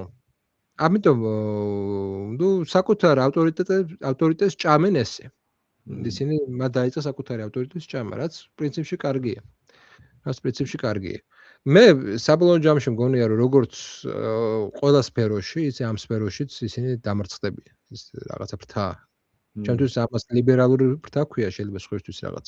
მაგრამ აი ერთი უნდა თქვა აი ნაცებზე. გახსოვს შენ აი ყველას ყავს ნაცნობი ნაცი. ნაცები ხო ძალიან იერარქიული სტრუქტურა იყო და ეს იერარქიული სტრუქტურა ემჩნეოდა, ანუ ვიღაც ზემოდან რომ რაღაცას იტყოდა, ეს განწყობა მე ქვემოთ ძალიან იგრძნობოდა რა, ის იმეორებდა აბსოლუტურად ამას, ამ განწყობას. ალბათ გახსოვს ეგ რომ აი არსებობს მარტო რაღაცა ძალიან ელიტისტური იყო რა, ძალიან მათი განწყობები. აი არსებობენ აი ესე ჩვენი ისინი ლიდერები, ევროპელი ლიდერები ხდებიან, ეს ხალხი ბნელია, აი ხალხი ბნელია ხო ეგ 90-იან წლებში არ გაჩენილი, ეს ხო გაჩნდა სწორედ აი ამ პერიოდში. აი ეს ხალხი რომ ბნელია და ეს უნდა რაღაცა რა უნდა კითხო მაგ ხალხს და რაღაცა ეგეთი მომენტები რო ქონდათ, ეს ფსევდოელიტარიზმი, ხო? ეს რის ჩვენ დავიწყოთ ლაპარაკი ფაშიზმზე, ხო? კი ბატონო. ის ვინც იტყვის საკუთარ მოსახლეობის უმრავლესობაზე, რომ ბნელია, ის არის ფაშისტური იდეების მატარებელი. უბრალოდ მან არ იცის, რომ შეიძლება ამას ფაშიზმი ქვია. ანუ ესაა სწორედ ფაშიზმი. ის ვისაც გონია, რომ მას აქვს რაღაცა მორალური თუ რაღაცა ისტორიული უპირატესობა, გონია რომ რადგან დასავლური ტრენდების მიმდევარია, ან რაღაცა ესეთი დასავლეთში განათლება მიიღო. ის უპირატესია და სხვადასხვა აი ძალიან მაგარი რაღაცა შექმნეს მოწინააღმდეგეებმა, ეს არის გაუცხოებული ინტელიგენცია, ინტელექტუალები. გაუცხოებული ინტელიგენცია. ასწავლეს დასავლეთში და აბსოლუტურად ჩამოვიდნენ საკუთარ საზოგადოებისგან გაუცხოებული ტიპები. და იმის მაგივრად რომ რაღაცა ამ საზოგადოების გული და ტვინი ყოფილიყვნენ, არიან აბსოლუტურად სხვა საზოგადოებას ვერ ვიტყვი, სხვა ორგანიზაციის უფრო მეტად ტვინი და გული. უფრო მეტად. რომლებიც ნუ საკუთარ საზოგადოებას რაღაცნაირად ზემოდან უყურებენ. ესა გაუცხოებული ინტელექტის ამბავი. იცი რა არის? ძალიან ბევრი ადამიანი ხა პირდაპირ ვაღიარებ, რომ სულ და პროფესიულად შეიძლება რა ჩემზე განათლებული იყოს მოწინააღმდეგე ბანაკიდან. ძალიან ბევრი შეიძლება სავის რაღაც სპეციალობაში ძალიან ძლიერიც იყოს, მაგრამ გაუცხოებულია საზოგადოებისგან. არ არის ამ საზოგადოების ინტერესების გამტარებელი. ამ საზოგადოების ტერია. ანუ და რასთავარი მათი გონება არ ვიცი, მე მაქვს შეხება და მაგით. ძალიან აი კონკურენცია არის ძალიან მაღალი რა. რას ვამბობ, ანუ ყველას თავი გენიოსი გონია მანდ. აბსოლუტურად თქვენ ვერ ნახავთ რომ ვისაც თავი გენია და ყველა განიცდის რომ თუ ვიღაცა სხვა საქებენ, აი ესა მათი განიცდიან ხოლმე ამას. მე ვამბობ აი ამ ინტელიგენცია. აქ ნახე როგორ არის, ვინც დაუშვებო. რატომ ვამბობ აი მინდა დავასრულო. ხო, კი. უბრალოდ პაუზა იყო და მე მეგონა დაასრულე და. რატომ ვამბობ ამას, რომ კონკურენცია სადაც არის, იქ ცოდნა სიამდვილეში არის ჩაკეტილი. ცოდნის სფერო არის და ცოდნა იქ ვითარდება, სადაც სხვა აკადემიური ეთიკა არის. ხო და სადაც შენ მაგალითად რაღაცებს კი არ უმალავ სხვას, იმიტომ რომ რაღაცა მეტი სტატია ექნება იმას თუ რაღაც. არამედ აი რაღაც თანამშრომლობის ელემენტები ძალიან მაღალ დონეზე არის განვითარებული. სადაც ეს კონკურენცია ამ დონეზე არ უნდა იყოს.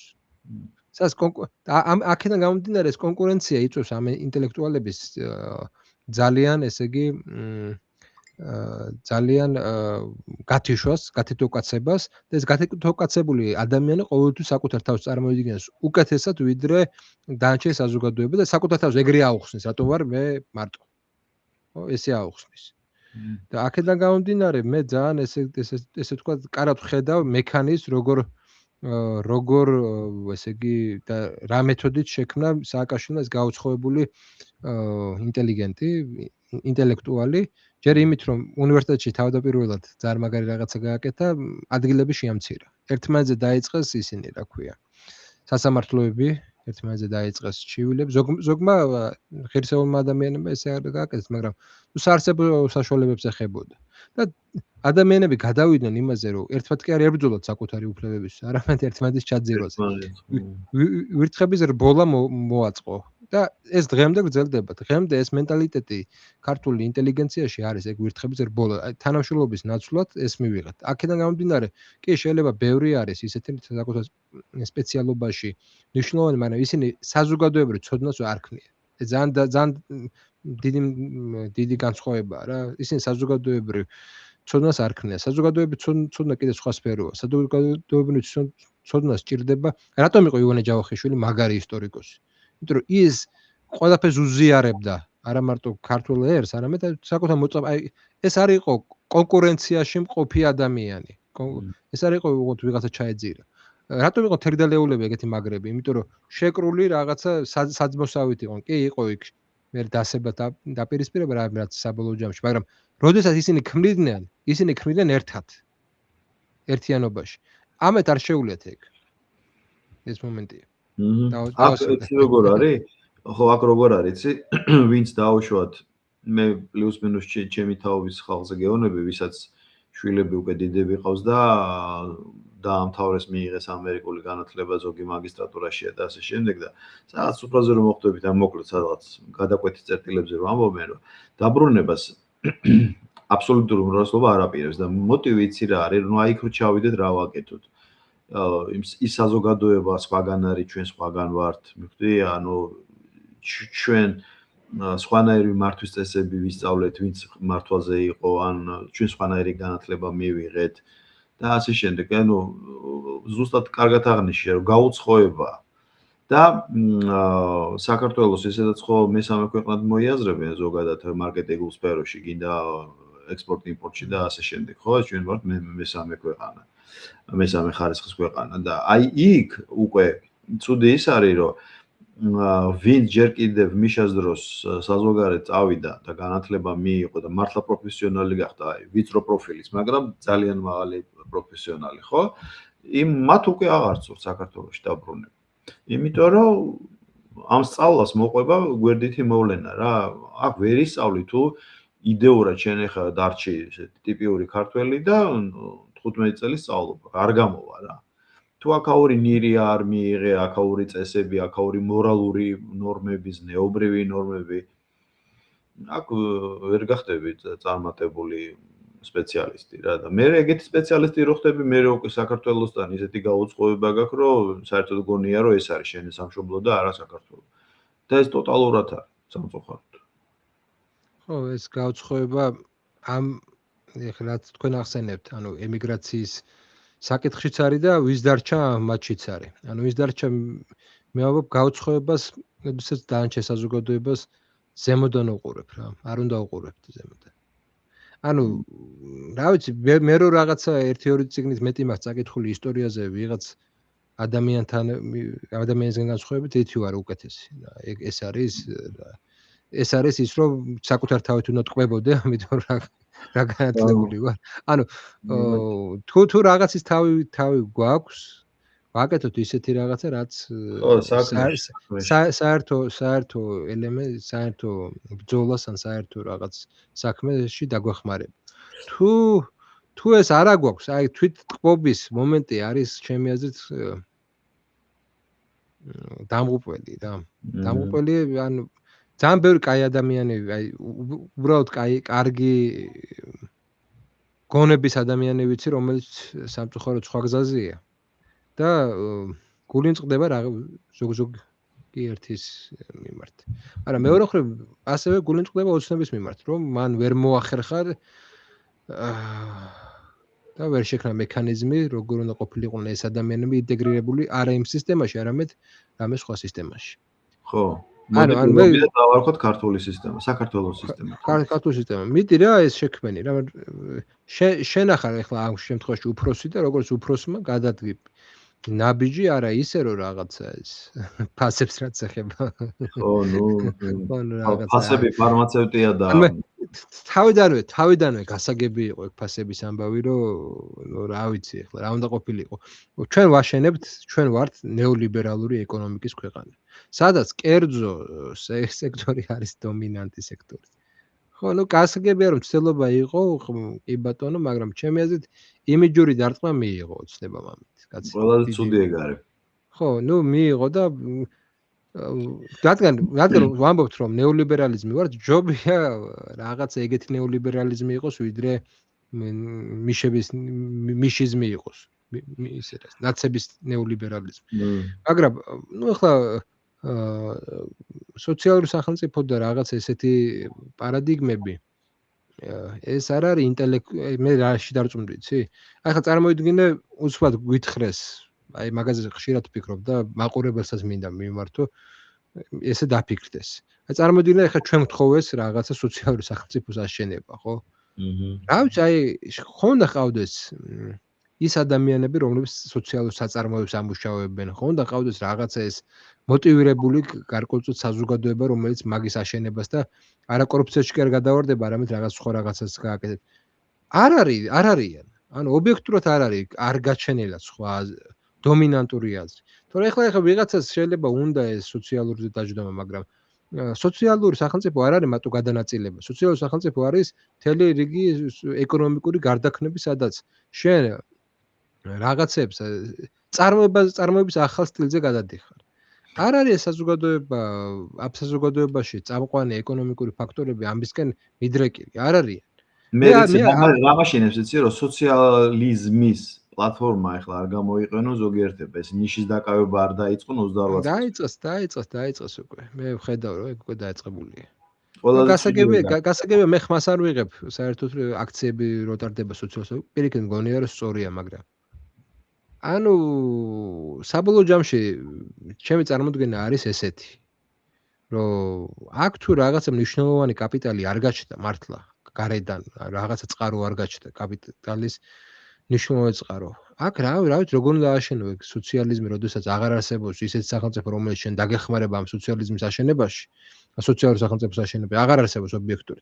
ამიტომ აქ უნდა გაჩნდეს რაღაცა მნიშვნელოვანი კაპიტალი. ეს მნიშვნელოვანი კაპიტალი ახლა არის შუა დერეფანი. სხვა გზა ახლა რა ვიცი არანაირი ეკონომიკური რეფორმა ამ სისტემას მნიშვნელოვნად არ გაუმჯობესებს. კი, შეიძლება იყოს მცირე რაღაც გაუმჯობესებები, რაღაც სფეროებში, მაგრამ ისე რომ აქ რაღაცა მნიშვნელოვნად სიოთხლის დონე გაიზარდოს, ეს მე ეჭვმეპარება რომ ესეთი რაღაცა მოხდეს. მაგრამ აი თუ კი აქ გაჩნდება მართლა ეს რკინიგზა, ტრანსპორტი რაღაცა, მე მაგაზე შეიძლება დაშენდეს კიდე სხვადასხვა რაღაცეები, ხო? აქ თუ მანქანები შემოვა და მინიმუმ შეიძლება შენ მანქანების ქარხანა არ შექმნა. მაგრამ შეგიძლია სახელოსნოები შექმნა, შეგიძლია ნაწილები, რაღაცა ესეთი რაღაცეები შექმნა, რომელიც მე რაღაცა ბიზნესს იცემს, ხო? ხანდახან ახლა ნაწილები აქენ ახსენე და მანქანები და ცოტა სხვანაირად მინდოდა ეს კითხვა, მაგრამ ასე დავსვა რა. სამი ცუდი რამ მოხდა პიარული თვალსაზრისით. ერთი რომ ის ასაკობრივი ცენზი დაედო საავტომობილო იმპორტს, რამაც გვერდითი მოვლენით ძალიან ბევრი დააზარალა და არგუმენტი ეკოლოგია იყო, მე ვითომ აკძალოა, შემდეგ უბრალოდ ისე გაძვირდა რომ იგივეა რაც აკძალოა, ეს ერთი. ფარმაცევტიას ვერაფერი ეშველა და ფასებს ვერაფერი ეშველა და ანუ ეს კონტრპროდუქტიული კამპანიებს მე არ ვიცი რატო აკეთებს ხელისუფლება, არ ვიცი, ეთყობა რჩეველები ყავთ ისეთი, რომ ან თავად არ იციან. მე გეტყვი, არა, მე საიტენ იყოს მოცდაავტორ და მეოთხე ყველაზე მნიშვნელოვანი ჩემთვის რაც არის, ნუკრი, არის ის, რომ განათლების პროგრამას არაფერი არ ეშვალა. და ნახე რატო ამბობ, ისტორიის ცოდნა ზუსტად იქნებოდა ყველაზე კარგი იმ ხრივ, რომ ხალხს ეცოდინებოდა რამხელა მნიშვნელობა ჰქონდა საქართველოს ისტორიაში ეკლესიას, ქართულ მართლმადიდებლობას. ხვდები? აი აქედან უნდა მიიყვანოს საზოგადოება, ახალგაზრდა თაობა განსაკუთრებით, რომ კოსმოპოლიტიკი არ გაიზარდოს და რაღაც ტრანსგუმანისტი. არამედ იყოს ეთნიკურად ქართველის გარდა იყოს შემეცნებით ქრისტიანი, ხვდები? ანუ აპრიორი ალტრუისტი, კაცთმოყვარე და უნდა იცოდეს, რომ რამხელა მნიშვნელობა ჰქონდა აი იმ გარემოს, სადაც თავად ცხოვრობს და რასაც საქართველო ქვია, რამხელა მნიშვნელობა ჰქონდა ქრისტიანობას. რამაც მოიყვანა ფაქტობრივად გეოგრაფიულ იმ მონაკვეთში, სადაც ახლა საქართველო არსებობს, ახლა საოცრებაა, ხო, რომ მართლმადიდებლური სახელმწიფო არსებობს. და ამან მოიყვანა და ამას ახლა სასულიერო აკადემიას და სემინარიაში შენი რეფორმით ალბათ არ გამოვათლად არც იქნება რელევანტური ზეწოლა, მაგრამ საერთო განათლების სისტემით შეიძლება ამის მიღწევა და აი წარმოიდგინე რა, საავტომობილო იმპორტის რაღაცა უცნაური რეგულაცია, ფასები, ფარმაცევტია და ყველაზე მნიშვნელოვანი კიდევ ერთხელ ვიმეორებ განათლების სისტემა. დაწყებული იყო პროცესი და ან შეჩერდა, ან ვაფშე სხვა მიმართულებით წავიდა და არ ვიცი, რა ვიცი. ამრჩეველი ვიყავთ, არ მართლა არ ვიცი. ბოდიში გაგაწყვეტინე რა. ხო, მე რამდენიც ვიცი, ნუ ჩვენ პრემიერს და კიდე სხვებს ეგონათ, რომ ეს მოგვარებადი იყო და პროცესში აღმოჩნდა, რომ ეს არ არის მოგვარებადი. იმ ეკონომიკური ან რას ვამბობ, ეხლა ვიტყვი. მოდი რაღაცები ვაღიაროთ, ხო? ეხლა თვითკრიტიკულებიც ვიყოთ. ხელისუფლება სისტემა არ არის იდეოლოგიური. არ აქვს იდეოლოგიური ამოცანები. იდეოლოგია მისთვის არის შირმა. კი, ის გახდა ანტილიბერალური, რაც ვესალმები, მაგრამ როდესაც შენ ხავს პოლიტიკური ძალები, რომელიც იდეოლოგიური არ არიან და მას აბარებს შენი იდეოლოგიური ინსტიტუტებს, და მათ შორის განათლების სისტემას მეტნაკლებად იდეოლოგიური ნაწილია, იმიტომ რომ აღზრდას ემსახურება და როგორი ადამიანი უნდა აღზრდოს, ხო? არ აქვს წარმოდგენის ერთად მაგალითები არა აქვთ.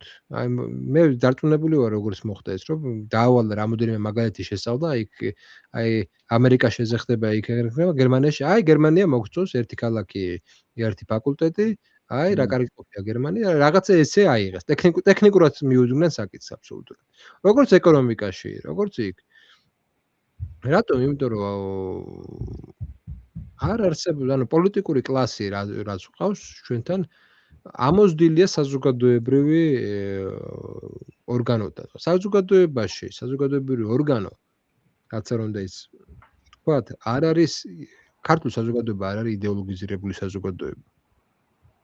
რაც არ უნდა ვილაპარაკო ძალიან ბევრი, ქართულ საზოგადოება არ არის იდეოლოგიზირებული საზოგადოება. ქართულ საზოგადოება არის წინააღმდეგობრივი საზოგადოება გარკვეულ იდეოლოგიურ პროექტების მიმართ, მაგრამ თვითონ არა იდეოლოგიზირებული საზოგადოება. და ყველანაირი ახლა მე რამდენჯერაც გავახმოვანე რაღაც იდეოლოგიური პროექტი, გიყურებენ როგორც რაღაც უცხოს რა, როგორც უცხოს ხეულს გიყურებენ. და მე ყოველთვის ვცდილობ რომ სხვის თვალითაც შევხედო სიტუაციას და როდესაც ვუყურებ ამ სიტუაციას, ვხედავ რომ ნუ მართლებიც არიან რაღაც მხრივ რა, იმიტომ რომ ირგვლივ ყველგან ეგეთია, შენი ამორჩეველი ესეთია, ის ვინც შენ ძალაუფლებას ამყარებს, ეს ეკონომიკური აქტორები სულ სხვა ინტერესები აქვს და შენივე ეკონომიკურ აქტორებს უნდა დაუპირისპირდე რაღაცა მოტივებით, ხო? აღმოჩნდა რომ ვერ უპირისპირდები და თლად ეს მომენტი არ არის. ამიტომ მე მგონია რომ ეხლა არსებულ სისტემას არ შეუძლია. შეიძლება რევოლუციურ სისტემას ბოლშევიკებს რევოლუცია აღარ გვინდა რა. ხო, ეგ მაგაც შეიძლება იარაღით მოვიდნენ და იარაღით ბიზნეს უთხრან რომ აი ეს დააფინანსო. ეს შეიძლება, კი ბატონო. მაგრამ ეხლა ამ სიტუაციაში, როდესაც ძალთა ბალანსი ეწევიდა, როდესაც მეორე ძალა, ანუ წარმოებლების, ქართველი წარმოებლები არ ახავს ძლიერები, ხო, ძლიერი. იქამდე რა ვიცი თულია მაგ გადამყიდველებს მოერიო. ან უარი თქვა. წარმოიდგინე ეს თან ივანიშვილი გავიხსენოთ მოვიდა იმ ლოგიკით რომ ბიზნეს აღარ უნდა შევეხოთ, ხო? ანუ როგორც სააკაშვილი ახლა მაგით მოვიდა და ეს პრინციპი რომ ბიზნეს უნდა ყოველთვის ვაცადოთ ბიზნესის კეთება რა.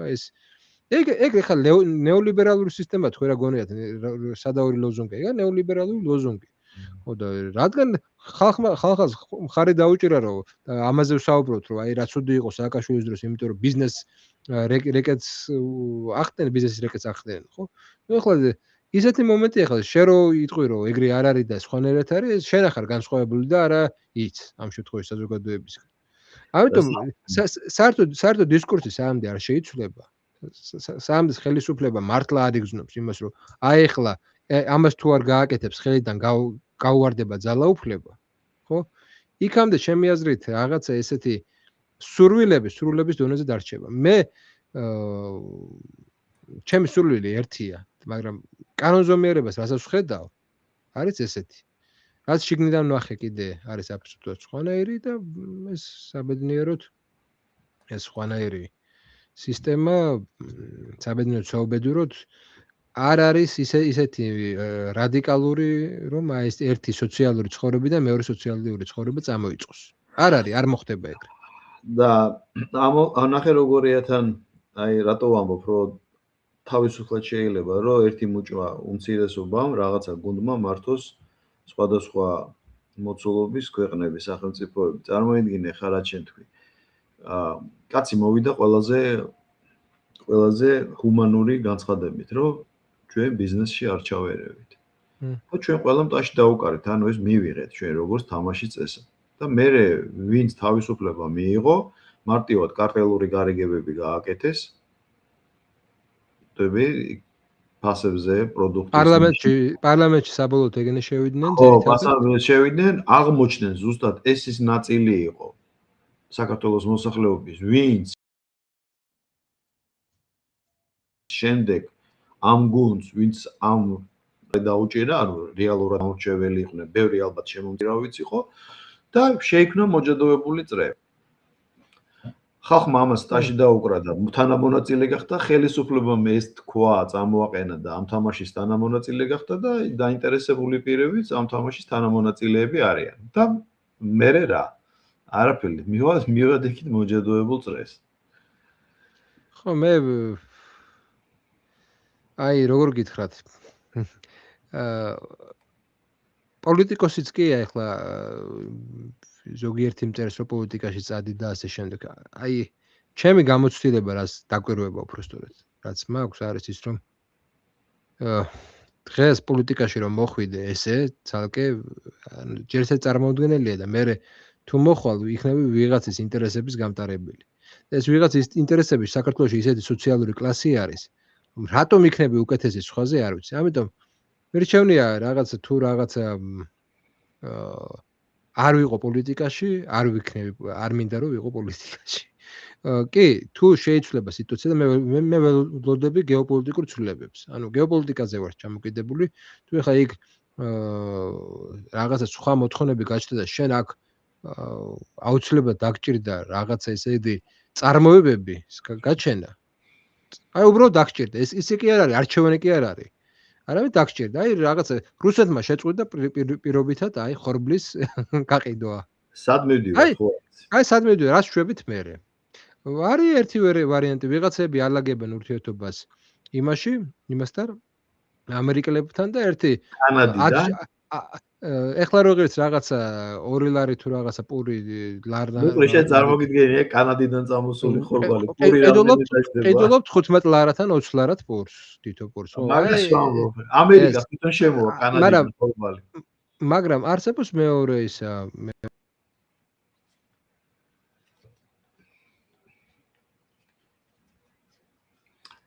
დაეკიდა სამწუხაროდ ადამიანები იწყებენ საკუთარი საქართველოს არ აქვს ხო საშუალება იმის საშუალება რომ თვითონ უზრუნველყოს სურსათი საკუთარი ქვეყანა არ აქვს მაგის მაგრამ მას აქვს რომ შეამციროს ეს გარედან ესეთი მე ვიცი რომ შემცირების ხო ბძანე ბოდიში ხმე იკარგება და იმიტომ გერთვები ხოლმე იკარგება ხმები ხო არა ეხლა გაიმართ გავიმეორე არა ის პირველად წვეტა იყო და იმიტომ ბძანე ხო ანუ საბოლოო ჯამში მოგვიწევს ახალ გეოპოლიტიკურ რეალობაში თუ ეს გლობალური ბაზარი მართლა ჩამოიშალა და ისე აღარ იყოს როგორც აქამდე იყოს მართლა მოგვიწევს რაღაცეების ჩვენი წარმოება იმიტომ რომ მოთხოვნა იქნება უბრალოდ რომ რაღაცა საკითხები რაღაცა წარმოების საშუალებების გაჩნდება უბრალოდ მოთხოვნა გაჩნდება რა და მე სხვათა შორის ამას გულშემატკივრობ რომ რაღაცეები აღარ იყოს ისეთი გლობალური როგორც ეს აქამდე იყო რაღაც პერიოდი მაინც შენ არ ვიცი გახსოვს თუ არა ახალგაზრდა ხარ ჩემთან შედარებით მაგას 90-იან წლებში ეძახდნენ შოკურ თერაპიას შოკურ თერაპიის გადატანა აღმოსავლეთ ევროპის ქვეყანას მაგრა გაუჭირდა მიუხედავად იმისა რომ მოცულობით ბევრად დიდი იყვნენ ჩვენზე და რესურსიც მეტი ჰქონდა და გამოცდილება ჰქონდა საწარმო ჩვენ რამდენად ამ შოკურ თერაპიას გადავიდეთ არ ვიცი იმიტომ რომ ხორბლის მოყვანა ერთ წელიწადში ხო იცი რომ არ ხდება ამის კულტივაცია არის უამრავი რამეს თუმცა გეთახმები როცა ინსტიტუციონალურად არ გამოდის მე გარემო გაიძულებს რომ გადაეწყო უბრალოდ გვერდითი მოვლენა ექნება ამას და ამ ტკივნეული ხო და რასთავარია ესაც უნდა ითქვას რომ ყველაზე მეტად ვითარდებოდნენ ის საზოგადოებები რომლებსაც არ ქონდა ხელსაყრელი გეოგრაფიული მდგომარეობა ესაა ისტორიის პარადოქსი იმპერიები რო ავიღოთ თქო შევადაროთ ხვებს ხო რა ვიცი სპარსელები არ უნდა ყოფილიყვნენ დომინანტები უნდა ყოფილიყვნენ ბაბილონელები ან რაღაცა ხვები უნდა ყოფილიყვნენ მაგრამ სპარსელები გახდნენ დომინანტები ასევე სხვა ეგეთი მაგალითი არც არაბები თავის საკუთარ უდაბნოში და საკუთარ იმაში რა ორი ქალაქი ქონდათ ისეს რაღაცა მესაქონლეობით და ვაჭრობით ეგ იყო მათი თავი როგორ შეიძლება ეგეთ ხალხს რაღაცა 1000-სლოვანი არ იყო მაგრამ ნუ დიდი იმპერიების დაამარცხეს იმიტომ რომ ადამიანური რესურსები ჰქონდათ განვითარებული რა ეს ადამიანური რესურსების განვითარებისთვის მოდი აღიაროთ რომ არსებული სოციალური და პოლიტიკური ცხოვრება არის ცუდი რადგან ჩვენ პოლიტიკურ და სოციალურ ცხოვრებაში სამწუხაროდ უკეთესები წინ არ მოდიან არამედ მოდის ისეთი სისტემა სადაც ნაცნობობა კლიენტარიზმი სადაც სოციალური კიბე ძალიან უცნაურად არის აგებული და სადაც ინოვაციურობა არის დათქმული და მეტის კონფორმიზმი არის უფრო წახალისებული ეს ეხება ყველა პოლიტიკურ ძალას მათ შორის ოპოზიციურს, პოზიციურს თუ სხვა და სხვას. ეს არის ზოგადად ქართული სოციალური ცხოვრებისთვის დამახასიათებელი, არა იმიტომ რომ ქართული, არამედ იმიტომ რომ ესეთია. ანუ მე არ მჯერა რომ ერებს აქვთ რაღაცა ესეთი ერები ომებს არ იგებენ, სისტემები იგებენ ომებს და სისტემები მარცხდებიან ომში. ერთი ერი შეიძლება სხვა სისტემაში დამამარცხებელი იყოს და მეორე სისტემაში ყველა ომში მარცხდებოდეს. ამიტომ უნდა ვიფიქროთ ადამიანური რესურსების ეს ერთადერთი რესურსი, რაც რეალურად გაგვაჩნია. თუ იმას გონია რომ აქ რაღაცა ბორჯომი და რაღაცა ისეთი მინერალური წყლები ან რაღაცა გვაქვს რომელიც გადაგორჩენს, არ გადაგორჩენს ეგეთი რაღაცეები. მხოლოდ ადამიანი, ქართული ადამიანი გადაგორჩენს, რომელიც იქნება სხვანაირი ტვინის და სხვანაირი ორგანიზაციის მქონე. აი, ზუსტად მე რო გახსენე, ვახსენე ჩვენ საუბრისას, რომ ჩემი ახლობლების შვილები და ასე შემდეგ, ვინც განათლება მიიღო. ერთ-ერთი არგუმენტი რა აქვს, იცი, რომ დაუბრუნდე. სოციალურ ლიფტს ვერ გავივლიო, ხვდები, იმიტომ რომ მე უცხო ვარო იმ გარემოსთვისო და იქ გამგეებელის თავმჯდომარე შვილი პირობითად ვამბობ, რომელიმე მინისტრის დიშვილი, ძმისშვილი. ხვდები, აი ამის განცდა არ აქვს, რომ ჯანმრთელ კონკურენციაში ვინმეს აჯობებენ. და ურჩევნია დაშლენ იმ გარემოში, სადაც მიიღეს განათლება და რაღაცა. და ამერიკაში ბევრად მართლა თანასწორია, იმიტომ დიდია ამერიკა, მე ხვდები ბაზარი დიდია, ამერიკა შეძლებლობის ქვეყანაა, გასაგებია. საქართველოს ესეთი არ არის. ერთ-ერთი მიზეზი ნუკრია იყო ეგ, რომ ჩავიდე, ვის დავეჭიდო ეხა. ჩემ მეგობრებს ახლობლებს უთქვა, ჩემი შვილი რო წავიდეს, გეხვეწები რა ესე მეუბნებია. იქ ვის უნდა ეჭიდაოს ეხა, იმის შვილი, იმის შვილი არ დაილევა ნაცნობობა, ეს ამის ის არის, ხო იცი როგორც არის და აღარ ჯერონ და რჩებიან იქ სადაც მიიღეს განათლება და ჩვენ კიდე რასაც ჩვენ თქვი რომ ადამიანური რესურსი გველევა. გველევა ხო? არა, არ ვიცი, იცით რა არის თავარი მოტივატორი მაინც მაგდენ გონია რომ სისტემები ეხლა იმდენად კარგადაა ჩამჯდარი ეგ სისტემა ზოგადად ფუნქციონირებს და თავის გეოპოლიტიკურ ამოცანებს ასრულებს. მას ესე იგი არც ერთი სისტემა თვითნებურად არ იცვლება. იცვლება ის გარე იმპულსებიდან გამომდინარე და გარე იმპულსები აუცილებლად შეიცვლება. როდესაც ხო დასრულდება ეს უკრაინა-რუსეთის ომი? როდესაც ხო რაღაცა რეალურ არჩევანის წინაშე ვიქნებით? როდესაც ხო დაგჭირდება რაღაცა კონკრეტული ადამიანები, რომლებიც რაღაც საქმეები უნდა დაალაგონ? არ მოგივა მეორე ან დავეცემით რა. არის ესეთი მომენტი. აი რასაც რომს მოუვიდა. აიეციუსი, მაიორიანე და კიდე სხვები ყავდა, რომელსაც შეიძლება გადარჩენა და ყველა დახოცეს საკუთარი ხელით. ან ესეა, ან ისეა, ანუ გვაქვს ეგ არჩევანი, ან ეხანდელი გაჩერება ჩემთვის გასაგებია. კლავ მეორე, ეხლა არის სიტუაციურად აბსოლუტურად სწორი. ეგ სოციალური ლიფტი საკუთარ თავს ვარწმუნებ რო და ყველას რო რა დრო შენი ამბიციებია, რა დრო შენი მოთხოვნებია, როდესაც ქვეყანას სჭირდება ეს. მაგრამ ხო იქნება რაღაცა ეტაპი, რომლის შემდეგაც მე იმედი აღარ იმუშავებს ეგეთი მომენტი. მე იმედი მაქვს, რომ 28 წლის მერე შეიცვლება კარდინალურად სიტუაცია. გამომდინარე იქიდან, რომ ასევე იმეც ვიტოვებ, რომ სხვა პოლიტიკური ელიტა ეყოლება საქართველოს და პლუს კიდე გარემო სიტუაციაც უკვე მაგ დროისთვის შეცვლილი იქნება.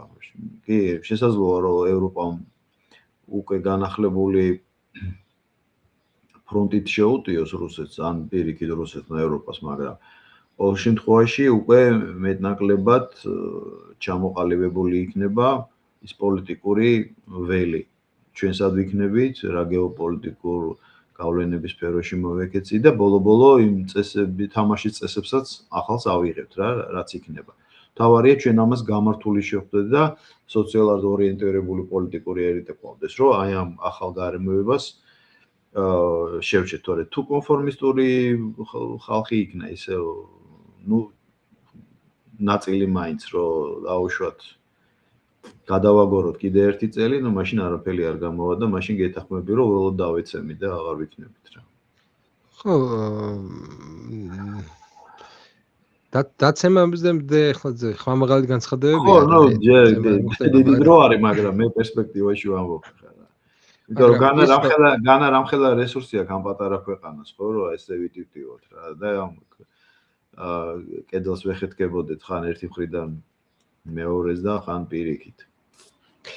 ნუკრი და ჩვენი საინტერესო საუბრის ბოლოსკენ მინდა ესეთი რამ თქვა, რომ მე როგორც ვიცი, მომავალ კვირას არის უკვე მე მგონი სინოდის საბოლოო გადაწყვეტილება, ხო, იმ სამ კანდიდატს შორის. ყოველ რიცხვი არ მახსოვს. ხო და როცა აირჩევა ეს ახალი პატრიარქი, როცა ეყოლება ამ საქართველოს. შენ როგორ ფიქრობ?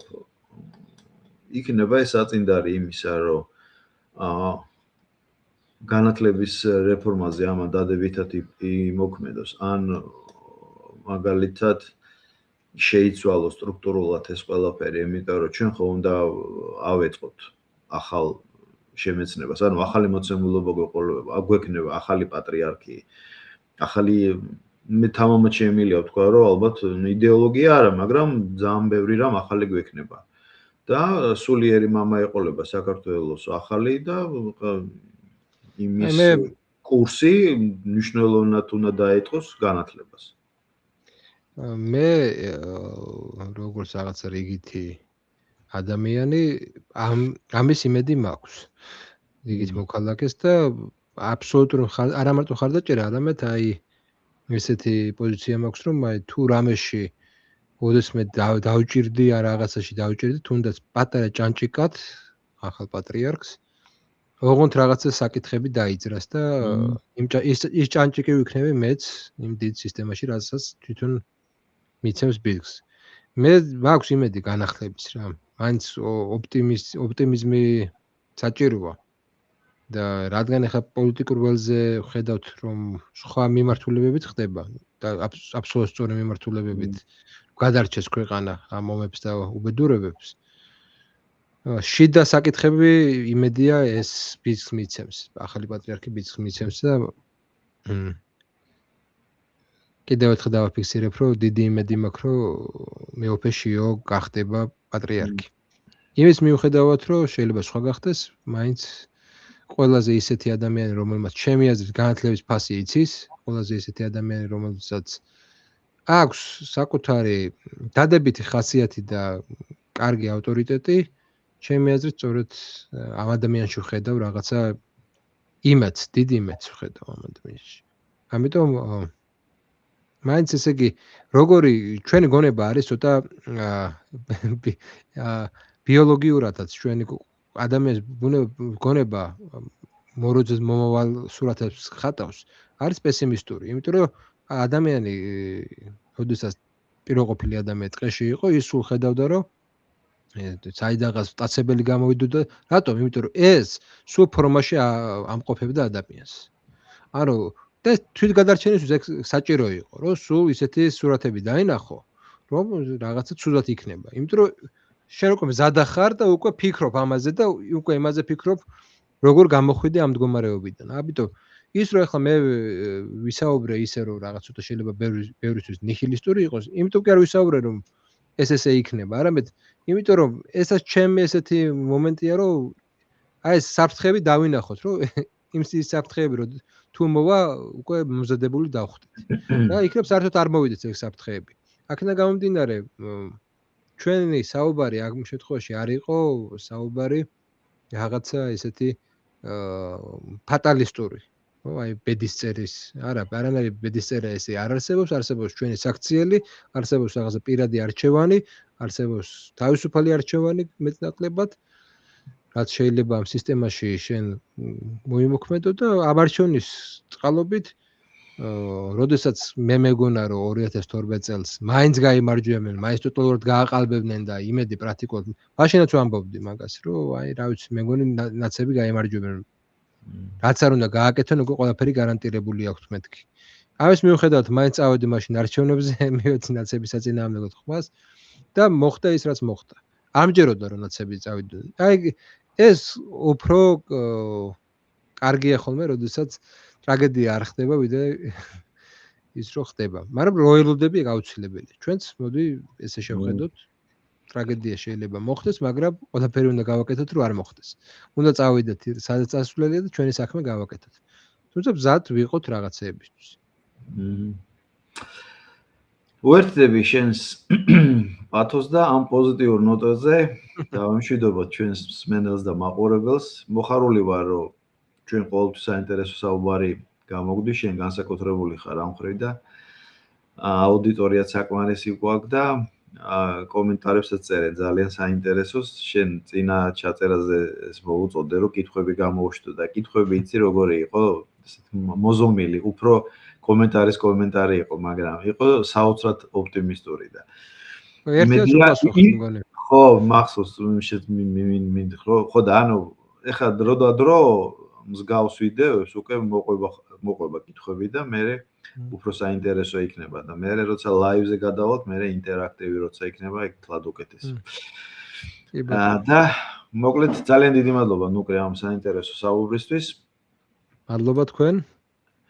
და წარმატებებს გისურვებთ და მინდა რომ ესე იგი აბსოლუტურად ესე იგი როგორც პიროვნად ის საქმიანობითაც მინდა რომ პირველში ჯანმრთელობა გისურვოთ და რასთავარია მინდა რომ საბოლოო ჯამში ვუსურვო იმას, რასაც ყველა ქართულ ემიგრანტს ვუსურვებ, სამშობლოში დაბრუნება, ოღონდ არა ისე რომ უბრალოდ ესე იგი სხვა გზა არ არის და უნდა ჩამოვიდე, არამედ აი ღირსეულად რომ იგრძნობ თავს აქ, აი მინდა რომ რაღაცნაირად მეც ამის ნაწილი ვიყო, რომელიც დაგახვედრებთ ისე საქართველოს, როგორც საჭიროა.